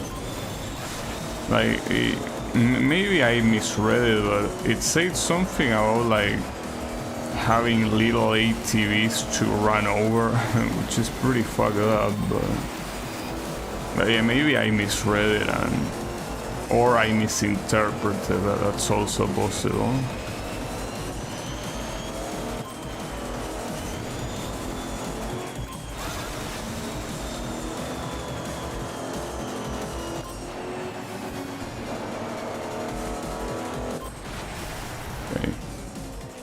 Here, instead of continue to main event, just return. Like, I don't care about that golden line that appears in the UI. Not important. Because I'm pretty sure that that golden line, the only thing that shows you is that like you are the best time in the leaderboard, and that's it. Because it's pretty clear that it doesn't mean that you beat your previous time, as a lot of times I didn't do that and I still had the golden thingy, so it's most likely just the game like updating that, hey, you are the number one, because yeah, literally there's only one and it's you. Congratulations on being the number one out of one. Really took some effort.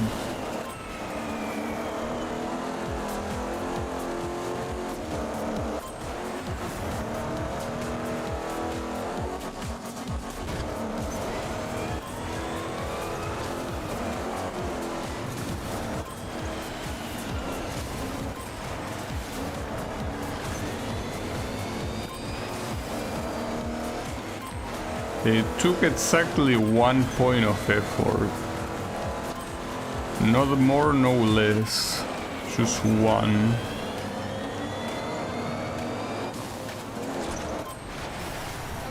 Interesting. I didn't mean to book continue. Fuck. Just that quitting is technically, takes slightly more effort to press down. I was about to say that the interesting thing is that even if I had a PS3, since the online services for PS3 are completely dead, you also will not be able to use the leaderboard here. Even if I wasn't playing on an emulator. That's pretty cool. I think this is a new track, isn't it? I'm not sure. That's also another reason why PS3 exclusive games being able to be emulated is very important. If you want to play online, a lot of them feature like a private server that you can enter to play online with other people. Of course, you cannot expect the online to be particularly populated, but hey, at least it's technically possible, unlike with a real console, which is pretty sad, just the way it is.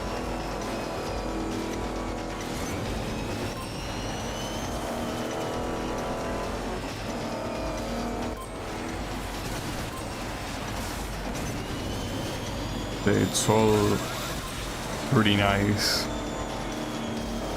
Emulation in general.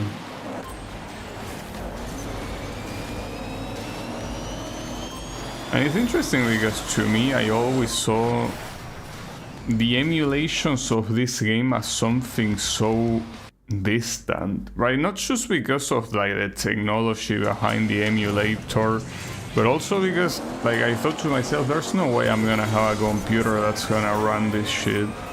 Well, and I do. Of course, the computer that I have right now, well, actually, I was about to say, Like at this moment it wouldn't be considered super good, but with all this AI garbage, like I think that the computer I currently have will actually be considered expensive.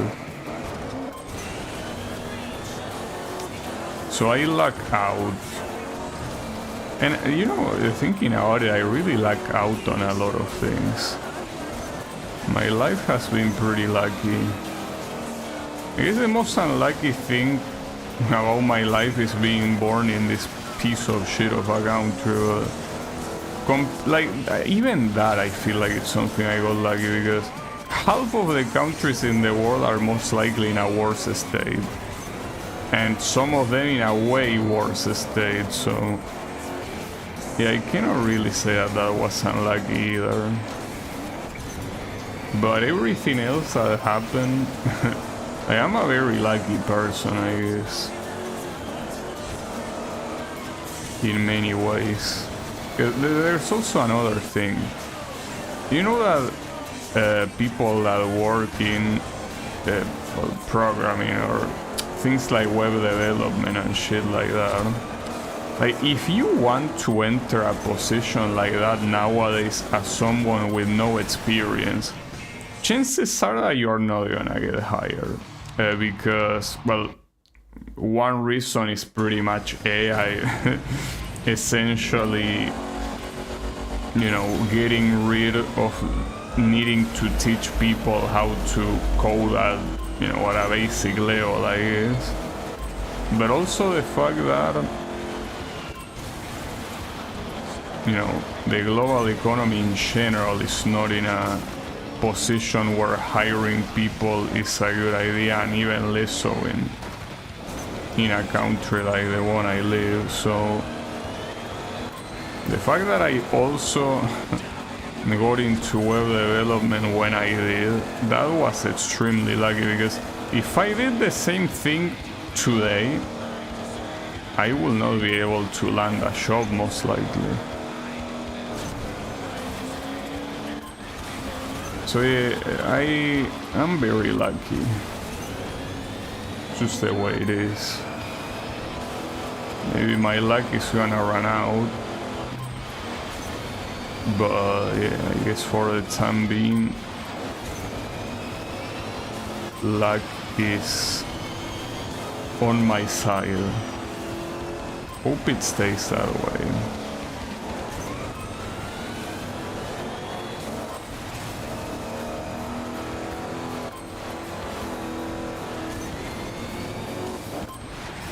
I wonder about what I say that, like, could have been worse because half of the countries in the world are worse.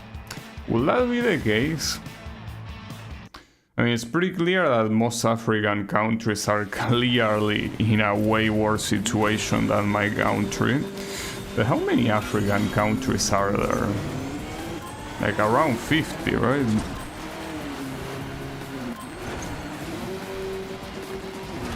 That's already a big portion, though.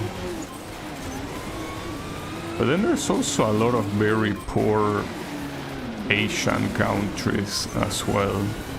Not sure if we are in a better position than those. So, for example, countries like, I don't know, Philippines or Thailand, they are not, you know, in a super bad situation, but they are not in an extremely good situation either, right? So, are we better off than those? Probably not, probably yes. I don't know, I went, no.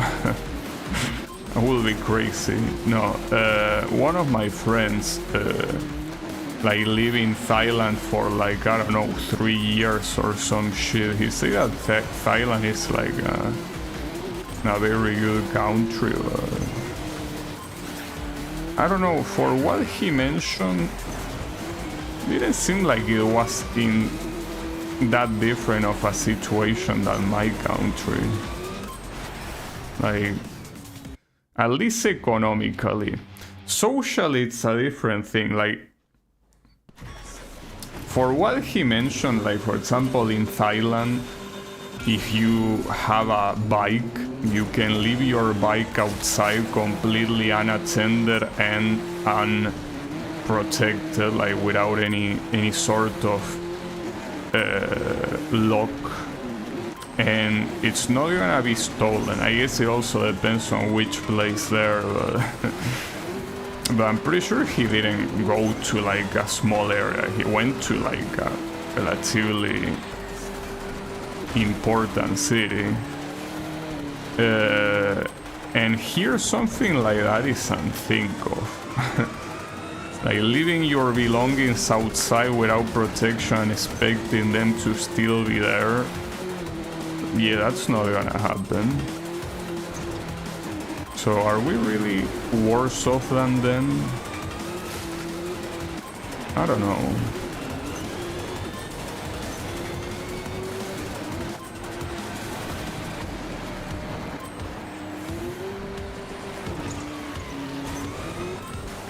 Hard to tell. I will have to like see a list of well, the countries of the world, and well, obviously I don't know perfectly anything about them, but will more or less strike a guess, right? But yeah, I don't know.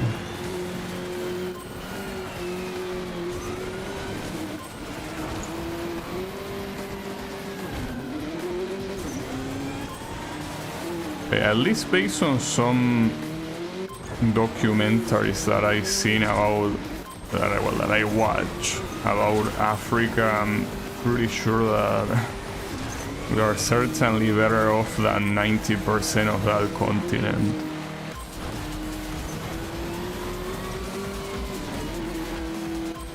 And the only ones that could possibly be in a better position will either be like countries like South Africa or like Morocco, right?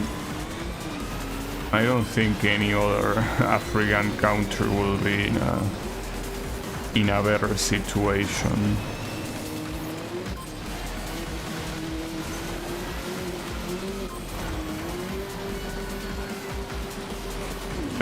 I mean, those sort of things, it's pretty easy to say that from the comfort of your home when you never visited them. I personally don't plan on visiting any country. I mean, unless like a catastrophe happens in the country I live and I'm forced to emigrate. Well, then again, if I was forced to emigrate, it would be to another South American country. Easily.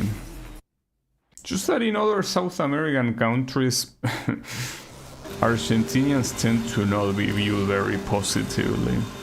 Also, I just wanted to check if the mud plugger had something different, but it doesn't. It's just the same barrel shit here. But yeah. That will be fucked up, right? Something bad were to happen to my country. I don't think that other countries will accept me. Like other countries in the region will accept me with open arms.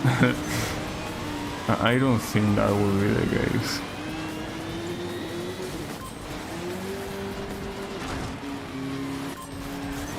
But another thing that is also true is that a lot of other countries in the region also depend on like Argentinians' economy, right?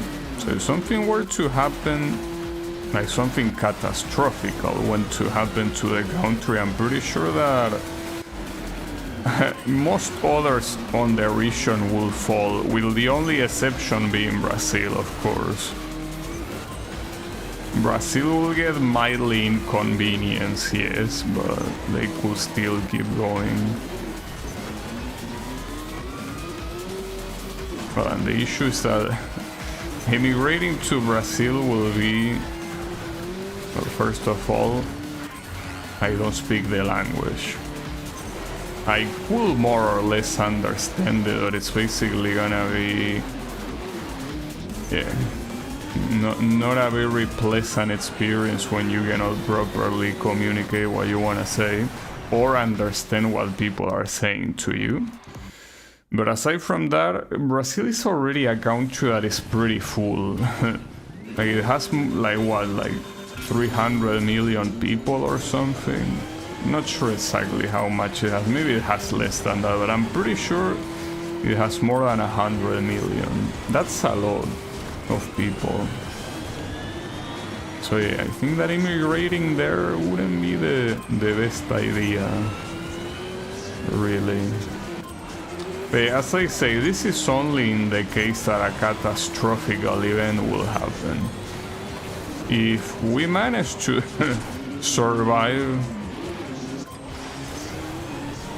as a country, I don't really plan on living it. So yeah, I guess it makes no difference of what countries are better off or worse off, because I will still stay here regardless.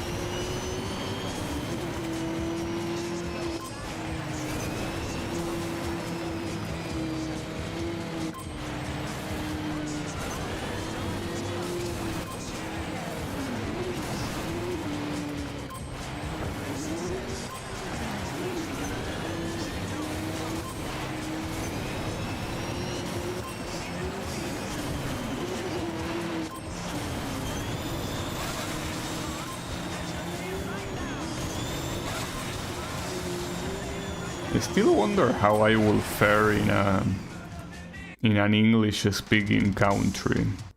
Like, will I be able to communicate properly? Like, will I understand what people say with how bad my hearing is, and the fact that, of course, I did not study phonetics, so my pronunciation is merely like monkey coping. Copying, right? Like I just copy what I hear. Well, like most people when they are young do, like when they learn their native language, right? But like still, my pronunciation for some words is off, and for other words I don't even know how to pronounce, how to say them.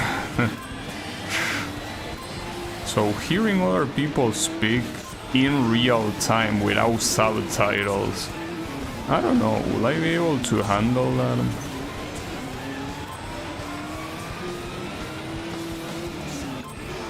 Every time the few collab streams that I did with other people that were of course in English, with one exception, yeah, like those, I remember constantly asking what, because I didn't hear properly.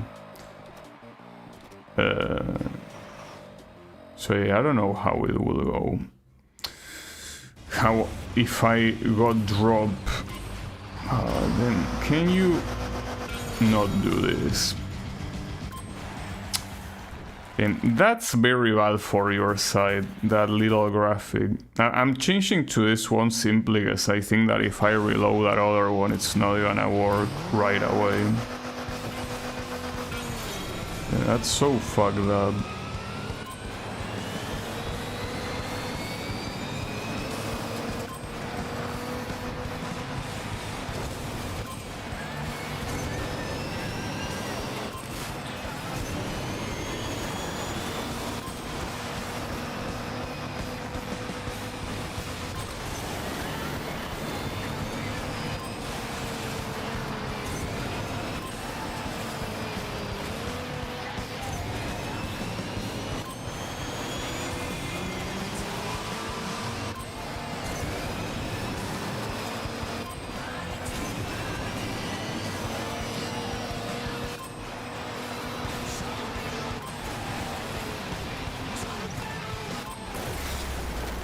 Nice. Now, will these big guys have any different gimmick on like what's supposed to be the main event? Or will it still be fucking barrels? I want to believe that here they will try something different than barrels. I was not expecting to blow up, really. I think I hit the checkpoint though, so wasn't all that bad.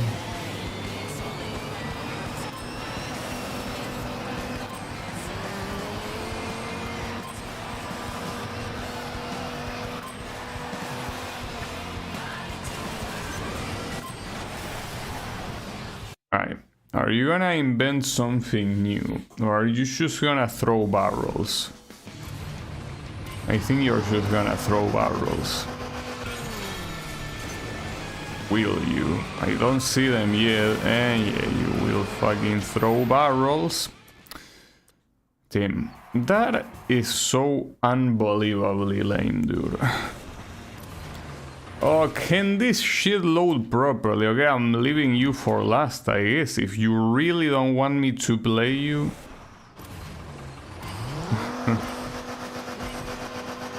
It's fine, don't worry. This is the last stream that you will have to deal with these graphical issues.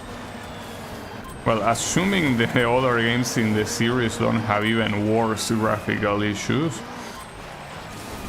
Not to mention again that MotorStorm Apocalypse is not listed as playable, even though reports say that it is playable. I don't know, it could be even worse.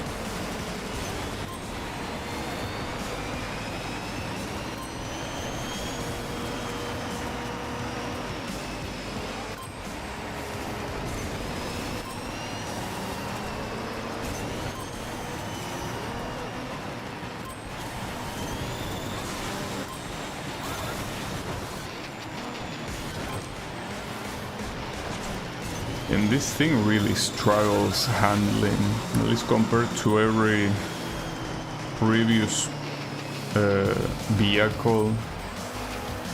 This one tries its best, but cannot do much.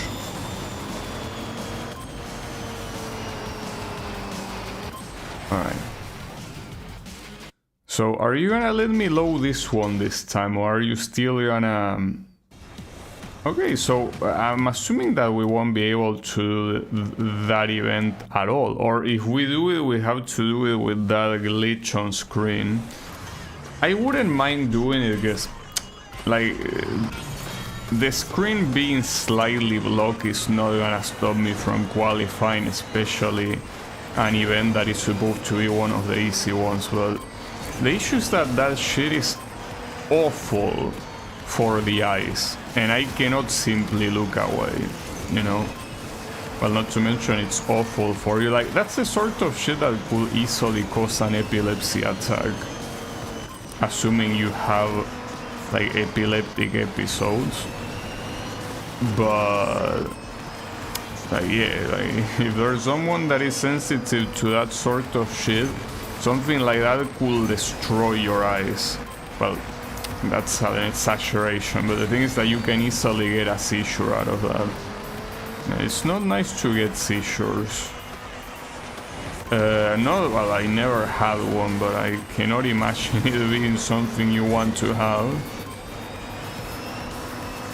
In fact, I don't even know how a seizure... No, I think I actually know how a seizure feels.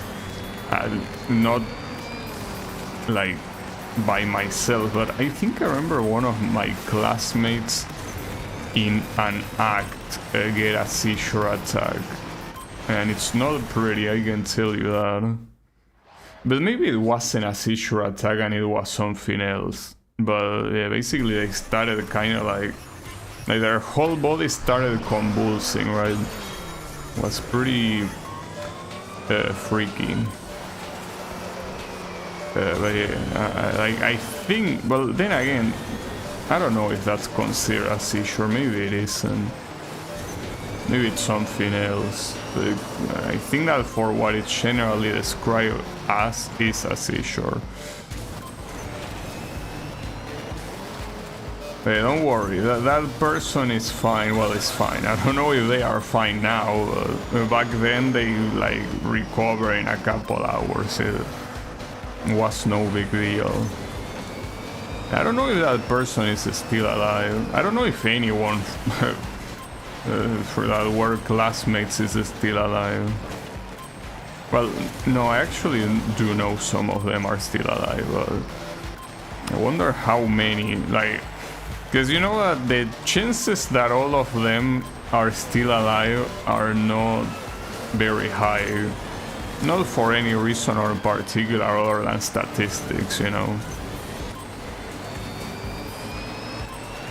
Like, statistically, there is a very high chance that at least one of them didn't make it until today, right? But you never know.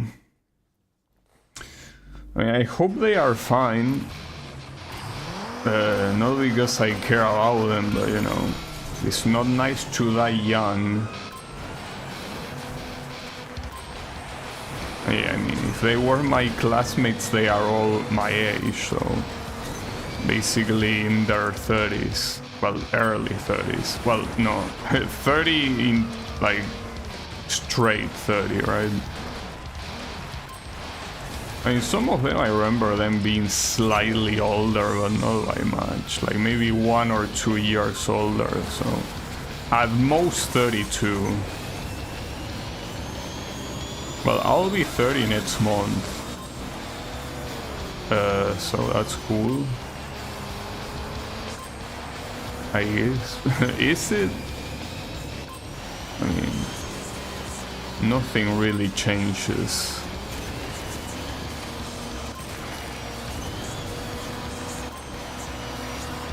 And having one more year added to your age doesn't magically do anything, you know. You gotta, like, if you wanna change, you gotta do it yourself. That being said, I don't really feel like changing. If anything, it's the opposite. I would like to remain as I am right now. That means that no amount of age gaining is gonna change that. Hopefully. Alright, so is this thing gonna load, or are you still gonna try to give me a seizure? Oh, it actually loaded this time, nice. See, you only needed to try a little bit harder. Though this is the only DLC track that has shown up here. I wonder how many DLC tracks in total there are.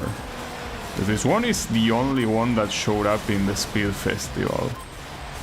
All of the other tracks that showed up were like tracks that were in the regular game, right?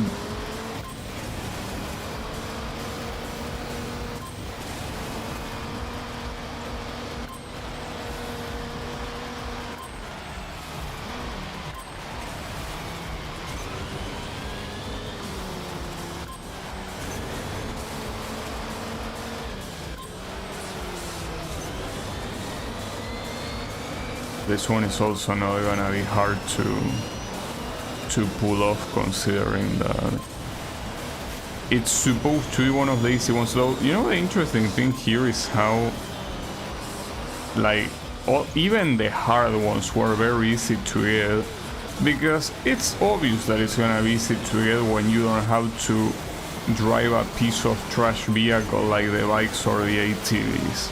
Like, obviously, it's bound to happen. You know, I pretty much got almost all of this on the first try. Okay, so then there's only one more, the monster truck, and then we are done with the speed weekend. So yeah, let's get it.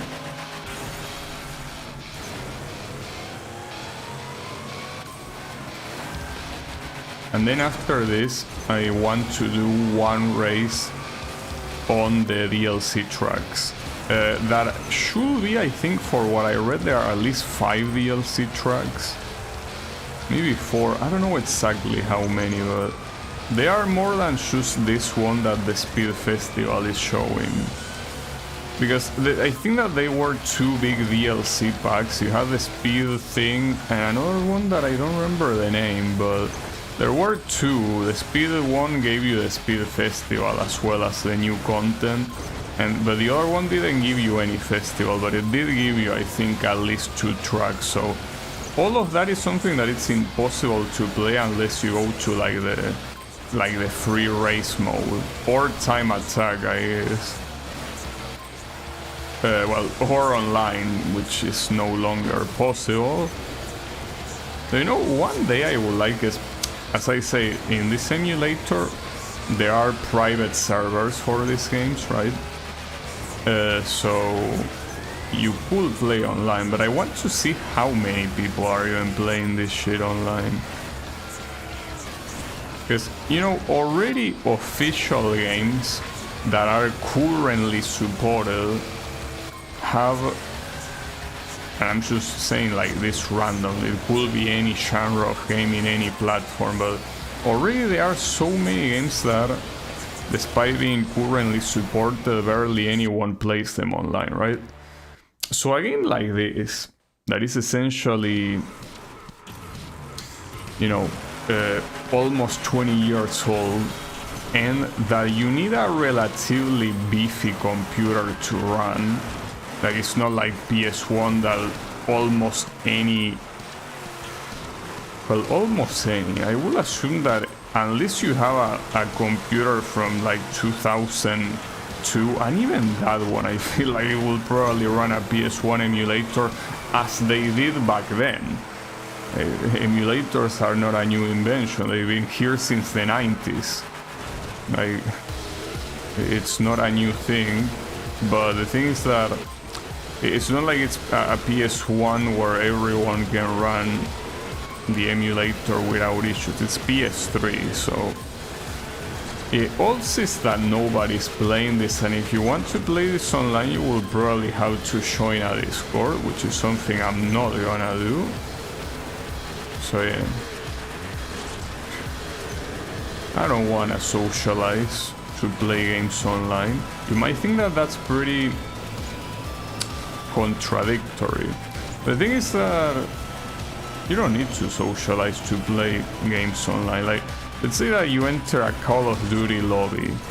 You don't need to socialize, you just enter and start shooting people. Of course you have voice chat and, well, maybe text chat even, but you can ignore both, even block both, and you can still have fun. But you know, I'm not a fan of asking other people for a game, for playing games, right? I just want to join something and that people are already there. You know, like, I don't need to do any formalities, just join something right away and that's it. Or you could use them both and do endless trash talking. Well, yeah, I mean, that's what people did back then. I didn't, because I didn't play shooters when I was younger. I did not play them, and I still don't play them. But the point is that I never had my face that everyone mentions. That, oh yeah, remember when we used to yell slurs at each other in Xbox chat? No, I don't, because I didn't play those games. And much less online games. Like, I think the earliest memory of an online game that I have is Ragnarok Online, and that was when I was already in high school, I'm pretty sure. So yeah, like, I never really had like my edgy middle schooler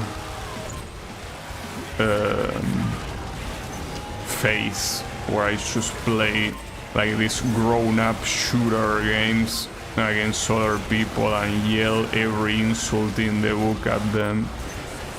Never had that. But I think it's for the best, you know?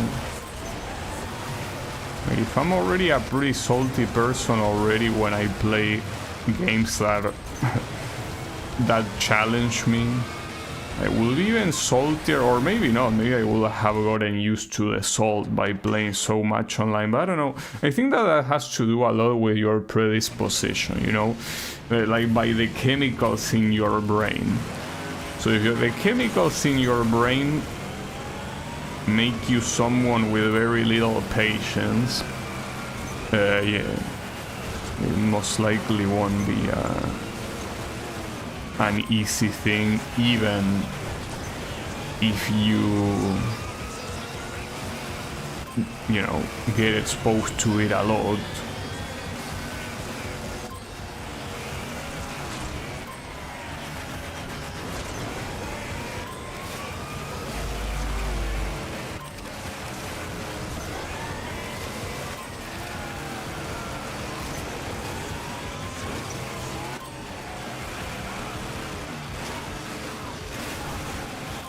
Oof, almost didn't get there.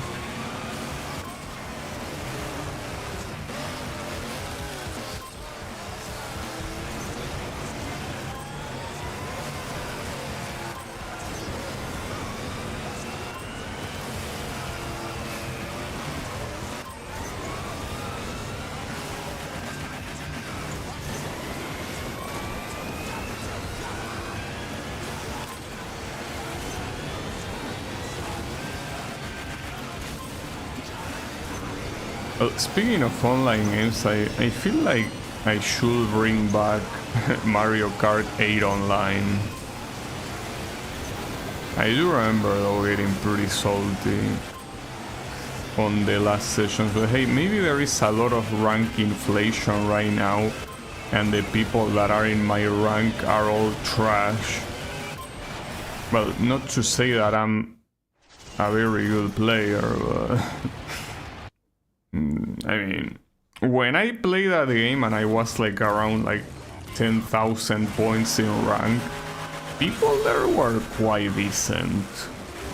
They weren't, well, some of them actually, like, I think you get some glimpses of like the higher ranks even, and yeah, those guys are almost unstoppable. Even in a game like Mario Kart, you know, where there is so much randomness and so much bullshit in general, those people were still very good at, well, you know, winning.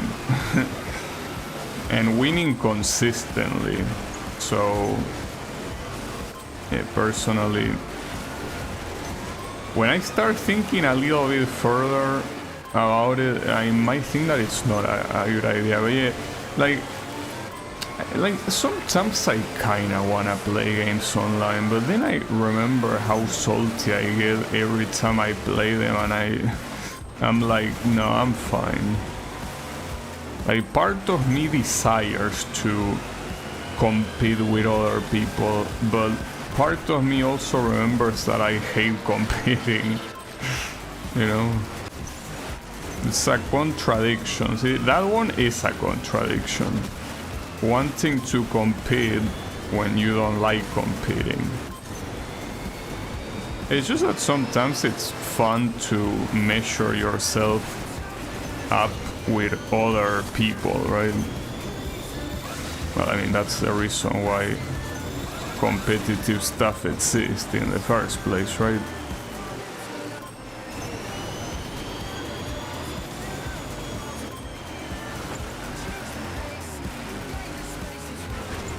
And that's that. Well, we are done with the... Oh, hold up. There was one more, never mind. Sorry. I got a little bit ahead of myself, okay? Don't worry about it. After this one, it will be done, though. The speed weekend. Not the stream. As I say, I still wanna play the DLC tracks in a race, which I will assume the game will allow me to. Because in the previous game you were not allowed to play normal races for some reason.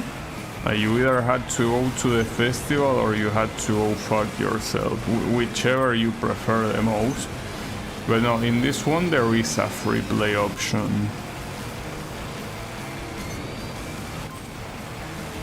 So let's make use of it, of course.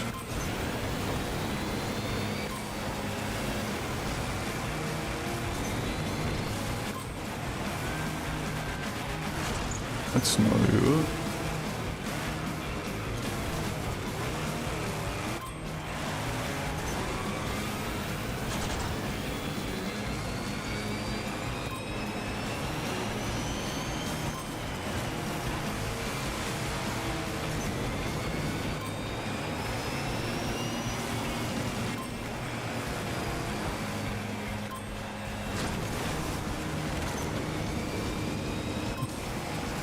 There was a sign.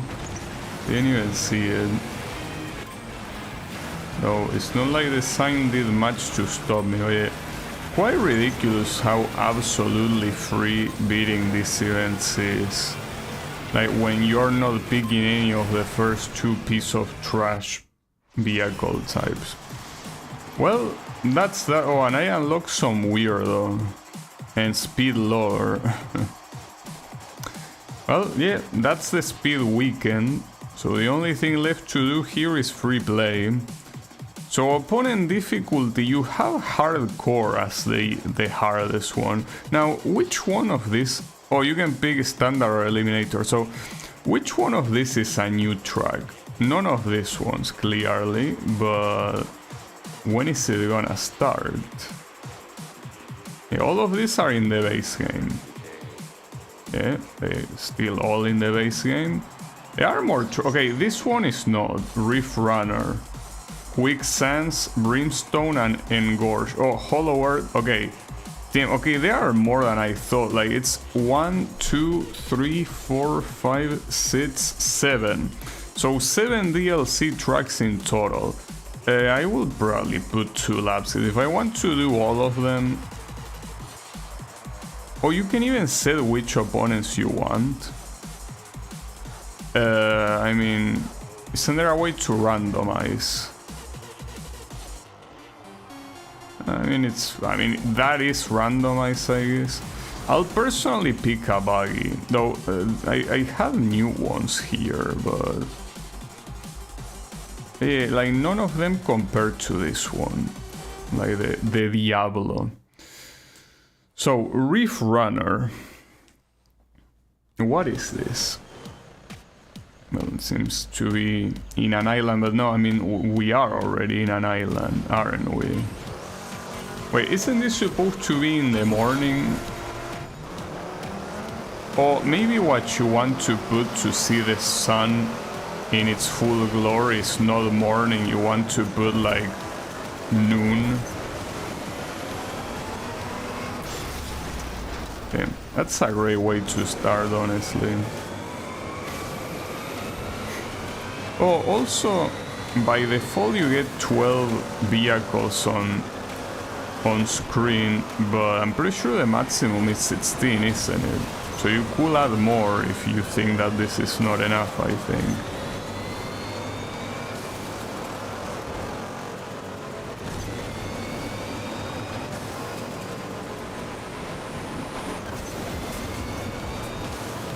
It seems that it's a track with a lot of palm trees. Maybe I could remove the big guys, you know? Like, driving against the big guys while not being a big guy yourself seems a little bit annoying. So I think I'm gonna remove them personally. At least for the next race. Though it would be ideal if I could win on every DLC track. Would be nice.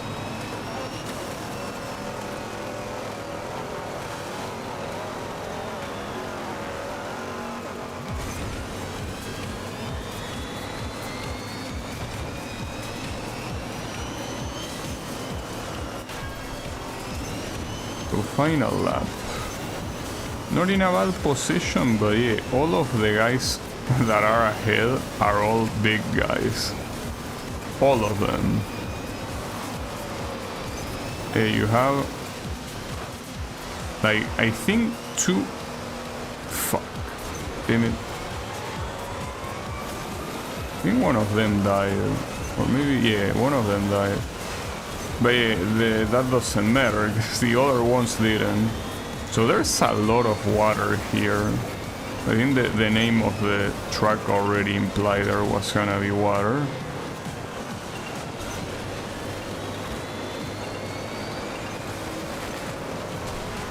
I killed that guy, but I didn't mean to.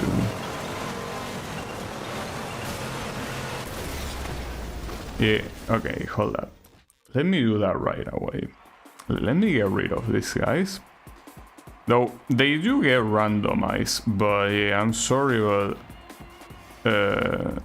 all of these big guys are not welcome here. Now, can you add... I fucked up. Oh, add this with square... The issue is that there is no quick way of configuring this. Oh, but hold up. You actually... Damn, I'm a fucking moron. I was about to say that you cannot add more than 11 for some reason. That's weird. Let's make it like this. And yeah, I'm still gonna pick the buggy, of course. But yeah, if we're gonna be racing against big guys, I'm gonna pick a big guy myself, of course. Yeah, let's not do that. And especially in the hardest difficulty where interactions, even though they are still low because of how the AI works in the game, if there is an interaction, you're gonna end up losing it. What a dipshit, dude. Speaking of interactions that... Oh, I blew up. Well, hold on, let me restart. I don't know how realistic it is to try winning every one of these DLC tracks in hardcore difficulty. So it tells me that that might be a little bit too much. And especially since I don't know them, because if they were the other tracks that I almost know by memory, it will be like, yeah, just execute your better strat and that's it. I don't know these tracks. And this one in particular, since that it has a lot of different paths. And it's impossible to tell which one is faster simply by doing a couple of attempts. And the AI also seems to take very, very different paths.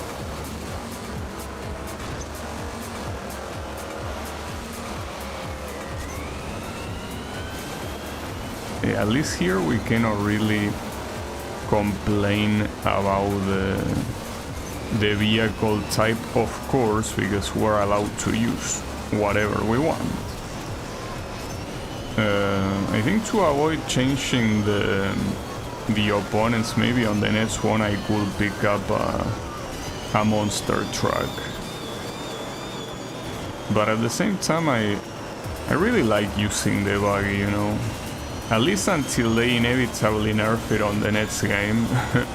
I want to enjoy the buggy as it is right now. And I hope they don't. I hope they understand that the changes from the first game to this one were very positive to the buggy.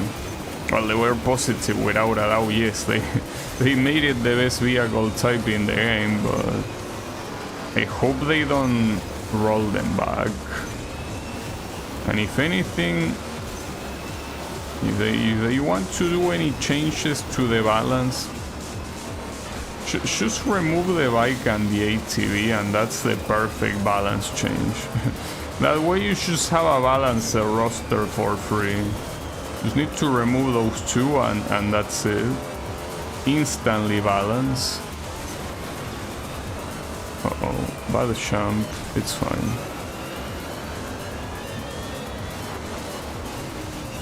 Is that winning this one be... Like, here I'm not even close to the podium. Maybe if my idea is winning this one, I should select a hard difficulty and not hardcore. Because this is what the result of that decision is. At this point of the stream, I don't think I have enough time to learn these tracks, you know. So yeah, let me swap it back to that, though. Let me also do another race, another track. Oh yeah, this one, morning. So you have midday. Midday is the one with the big sun and shit. Well, here, since it's not in hardcore, let's try and see how this difficulty treats me. This one is called Quicksands. How quick are they?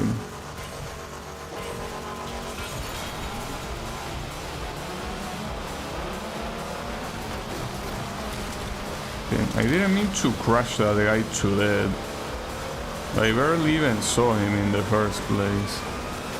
Oh, this track... Wait, this track actually did appear in the DLC, in the Speed Weekend, I think. Yeah, it did. I thought it was simply like a weird part of an already existing track, but no, this one appeared there, I think. It's just that I'm surprised that I didn't recognize the name being different. Yeah, the name is indeed different.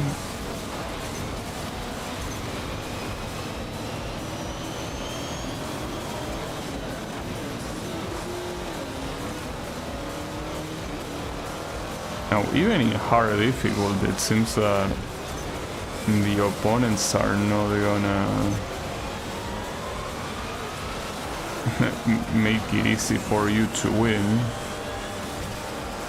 Not even in the podium, and we're closely gonna be on the... Well, maybe not. I mean, I was gonna say we're closely gonna be on the final lap. Well, no, I have no way of knowing that. Never did this track fully before, so how will I know? Okay, after this corner should be... that's where you start the final lap.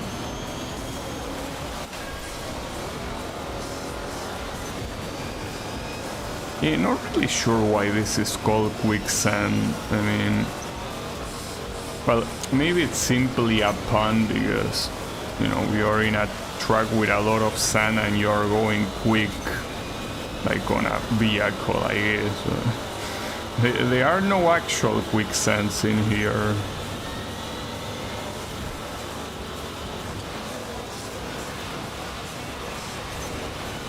Right, so here I think, yeah, when you get the first place here, unless you crash, you're gonna win. So if we're gonna be playing on this difficulty, it might be a better idea to pick anything other than the buggy, because with this thing it's gonna be absolutely free to win.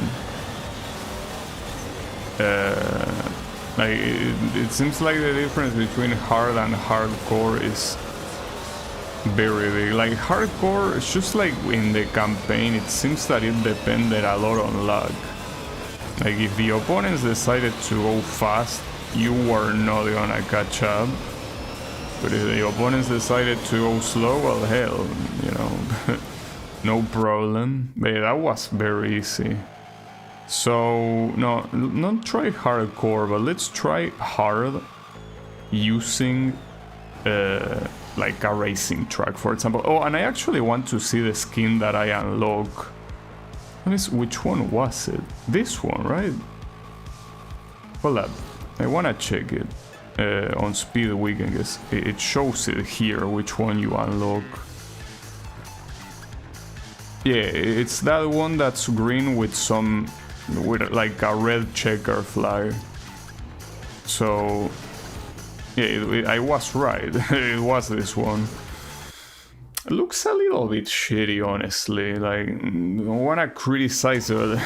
Doesn't seem like an appropriate reward. Like the other skins look better.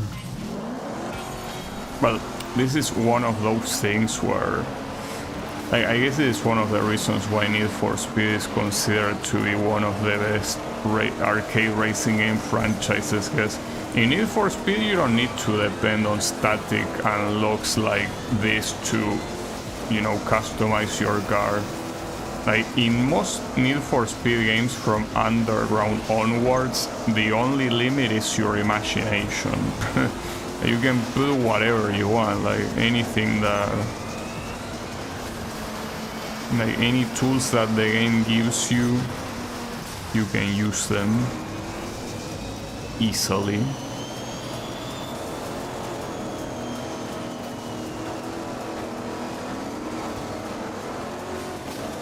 The Need for Speed does the customization part very well. I don't think there's any other video game franchise that does it as well as Need for Speed. Racing video game franchises, you know, even the simulators don't really have that very... It's not very robust, because obviously the point of simulators is to simulate the driving, but it's not supposed to be like a simulator of painting your car. They usually allow custom skins, but not only you have to edit them in an external program, but also it's usually only that, like the skins. It's not, you cannot add any aftermarket parts, right? Like no bumpers, no spoiler, no nothing, right? So am I gonna lose this? Like, why is this guy go? Oh, well, that guy came from somewhere else, but it's whatever. But the point is that this truck is going so unbelievably fast right now. I'm gonna be third place here. That was pretty bad, but at least it was the podium. I guess I cannot complain. Alright, so the next one is Engorge.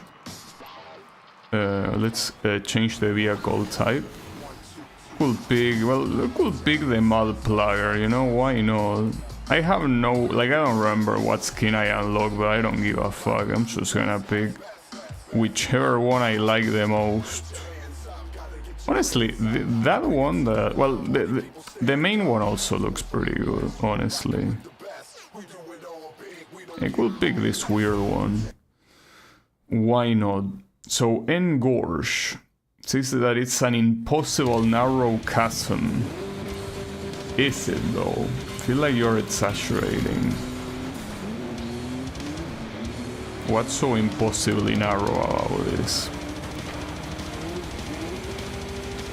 Wait, whoa, okay, hold up. What is your definition of narrow?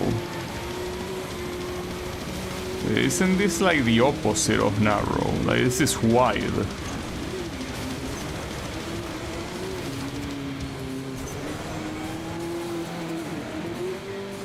I mean, impossibly narrow, dude.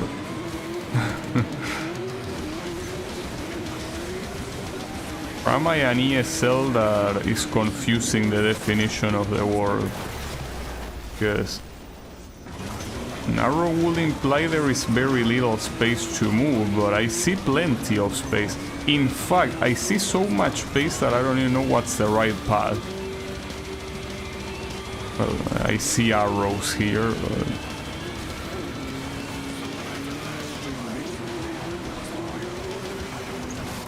narrow is not a word I will use to describe this.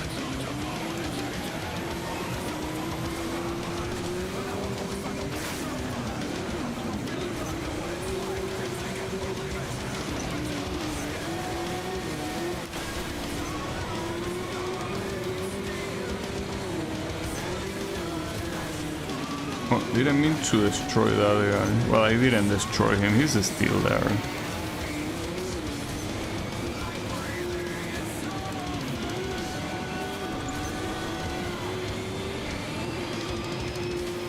Here, in this little small amount of time, it's impossible to tell which paths are the most optimal ones. So, you know, thinking back, instead of doing that shitty ass speed weekend, I should have instead tried to beat all of these DLC tracks in hardcore difficulty. Would have been more interesting, also harder of course, but like it would have been a better use of time than doing that speed weekend.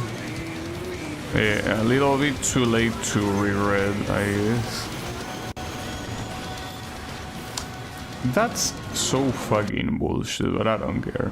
Though at this point I should just be picking the buggy. It seems that every time that I'm not picking buggy, I'm losing. Well, I could pick the monster truck.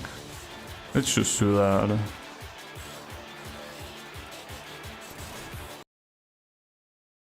Eh, don't really care if I win or not. I want to see it, to see the tracks.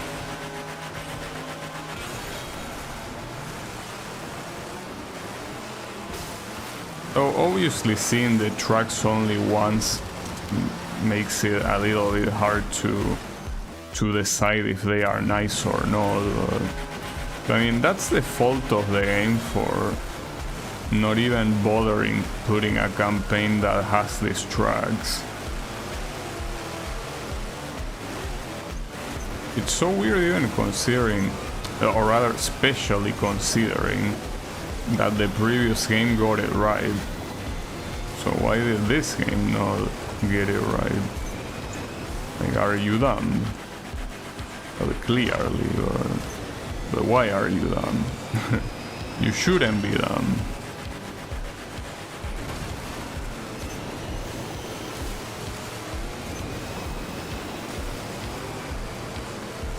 Oh, this is an interesting looking track.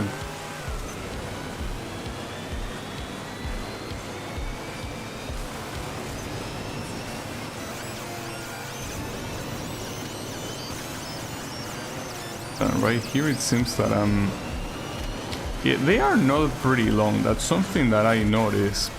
These are at most 1 minute laps. I guess the only exception is the first one, like that one with the Reef name on it.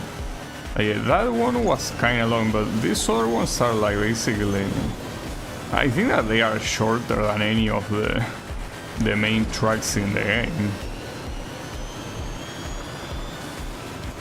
Which, I mean, it's not a bad thing in itself, but...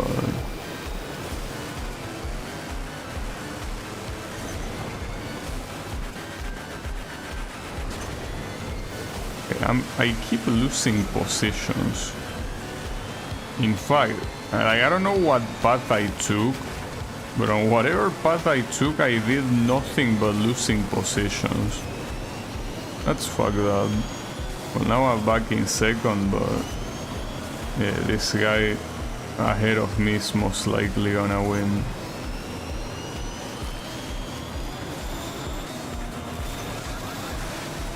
Oh, actually, another one won. Alright. That was an interesting track, I guess. So... oh, then you have the same one, but it's volcanic and you cannot pick the time of the day. Like, it's locked. Alright, I'm gonna pick the buggy here, guys. Let's stop playing around, okay? Like, let's pick the best. So that way, when we lose, we have no one but ourselves to blame. So here what happens is that...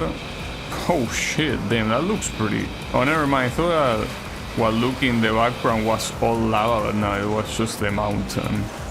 I thought it was like a full-blown volcano, basically just... dripping lava all over, but no, it was not. Would have been cool though. That being said, the point here is that yes, there was a volcano eruption, and as you can see, yeah, we're gonna see it firsthand right there. Yeah, that's the idea. It's the same track, but a volcano erupted, and now there's lava everywhere.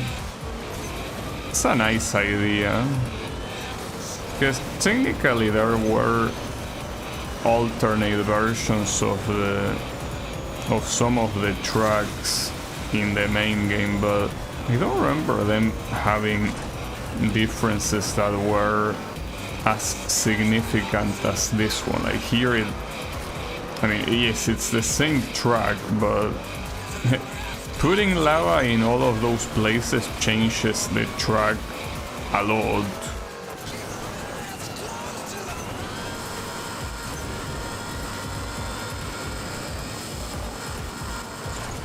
So it was my engine making that sound, and it was this stupid ass song.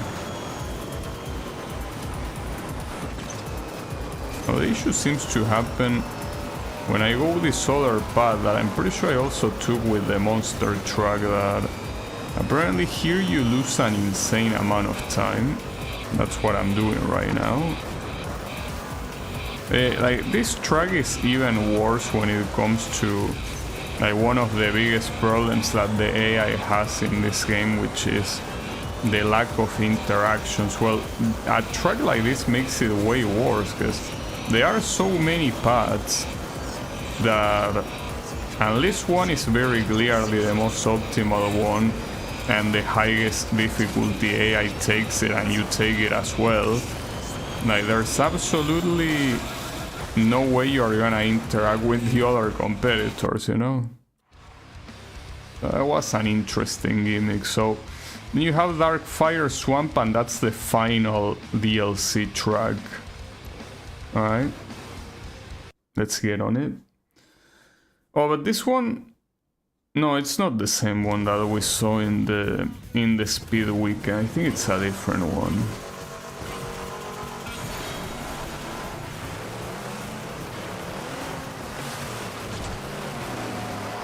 Or is it? Yeah, it is. Then in one side you get water and in the other you get fire. It's pretty cool. Like perfectly encapsulating the mechanics of the game in a single place. I like it.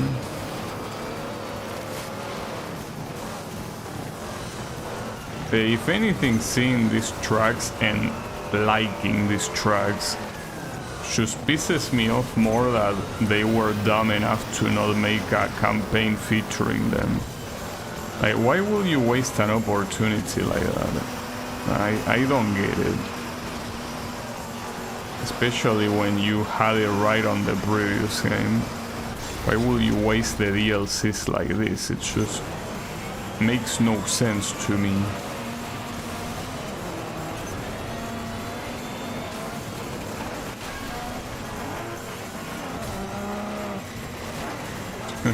Nice.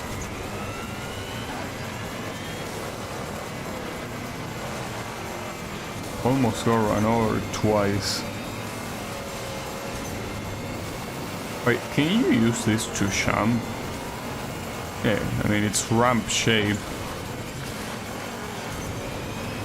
It would be nice if that had like random eruptions. And if you were right there when you were jumping, you just fucking die. Would be funny. Ooh, I was pretty close to hitting the lava there. I think one of them hit it. And so then we have randomly this track going super fast. Well, and I should also randomly stumble across a tree root and die. Yeah, this is just like the other one, a pretty short track that I lose. Let's fuck that. But yeah, those are all the DLC tracks. I could try to at least beat them on hard difficulty, I guess. In fact, the only ones I won were Hollow Earth Volcanic and Quicksands. I lost every single other one, didn't I? Alright, let's try to change that. With the buggy, of course. What else? Well, and also I didn't see this one on the midday. I guess we could change the time of the day on the other one simply to put some variety and not just repeating them like that. Hey, come on, we gotta aim for the win this time.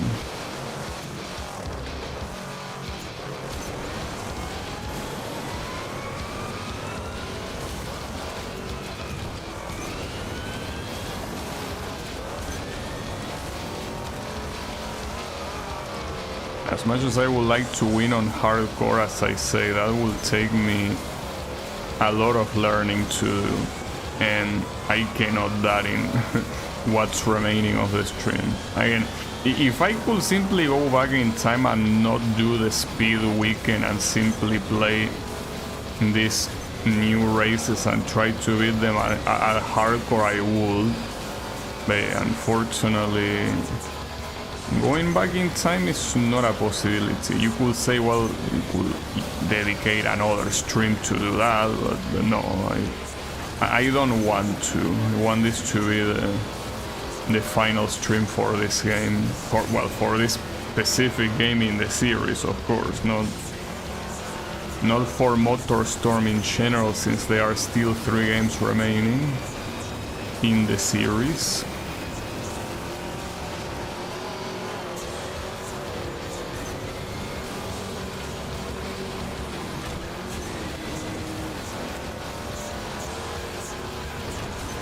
Though it's gonna be so rough winning here. I feel like I cannot pull it off.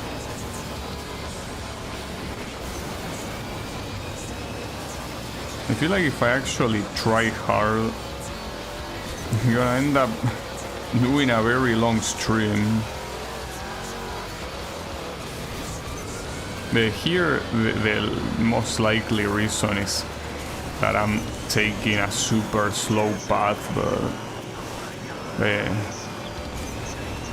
I think this DLC tracks really perfectly encompass the main issue this game has, being the lack of interactions. Because in a track that is so extremely wide as this one, even when you're approaching the finish line, feels like you won't have any interactions. And in the previous game there were also tracks that open up a lot, but like you kinda had an intersection that forced all those paths together relatively often. And obviously at the end and at the beginning, right? So yeah, something that this game does not have. It's kind of like a problem. And this guy won. Yeah, I don't think I can pull it off. Like, it just seems that these guys are too good. Or maybe I'm too bad. So yeah, instead, let me do one final race, okay?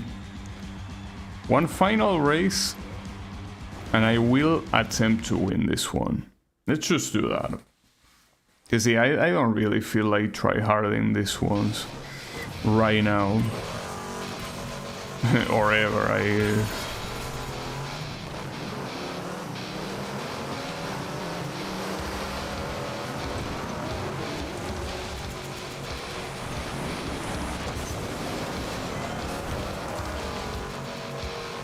Wait, what was this track? Kinda forgot what it was about. Well, visually a lot of these look very similar. They mostly feature this, you know. Well, I mean, it's an open area with a lot of green, or the other ones that are featured on the beach, right? Basically that.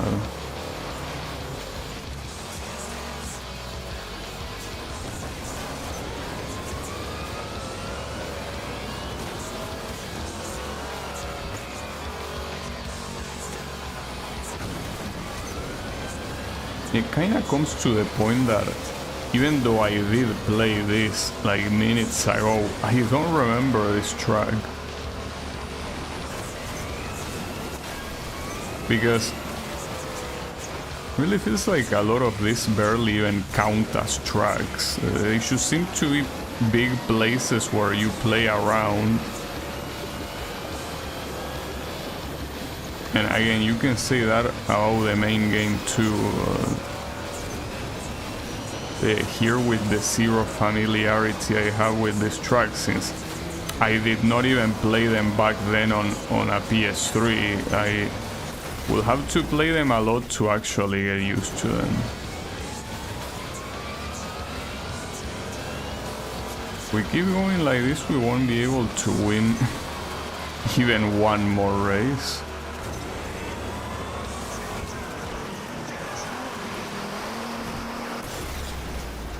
Man, that was not hard enough to... Oh, nice respawn, by the way. This thing respawned me in first place, ahead of everyone. That's so fucked up. If this was a multiplayer race and someone else did that, I would be so pissed off. That's so bullshit for everyone else. Well, eat shit. What do you want me to say? But you know, I think I'm gonna leave it here. I think we already did enough on this game, and yeah, my conclusion is that the AI really kinda doesn't do what it should do for a game like this. It will be useful for other type of racing games, so for this one, an AI like the previous one that is more style after burnout makes more sense than this one that is like ironically more traditional, but yeah, it doesn't really work on a game that is not really traditional at all as far as racing games go, of course. So yeah, that being said, still enjoyable. And well, the next game in the series, as I mentioned, is Arctic Edge on the PS2. I don't know if I'm gonna play it on the next stream. I might, simply because I don't want to think what else to stream, so it's very possible I'll play that, but we will see. In any case, thanks everyone a lot for watching, and I'll be seeing you on the next stream, so have a good one and take care.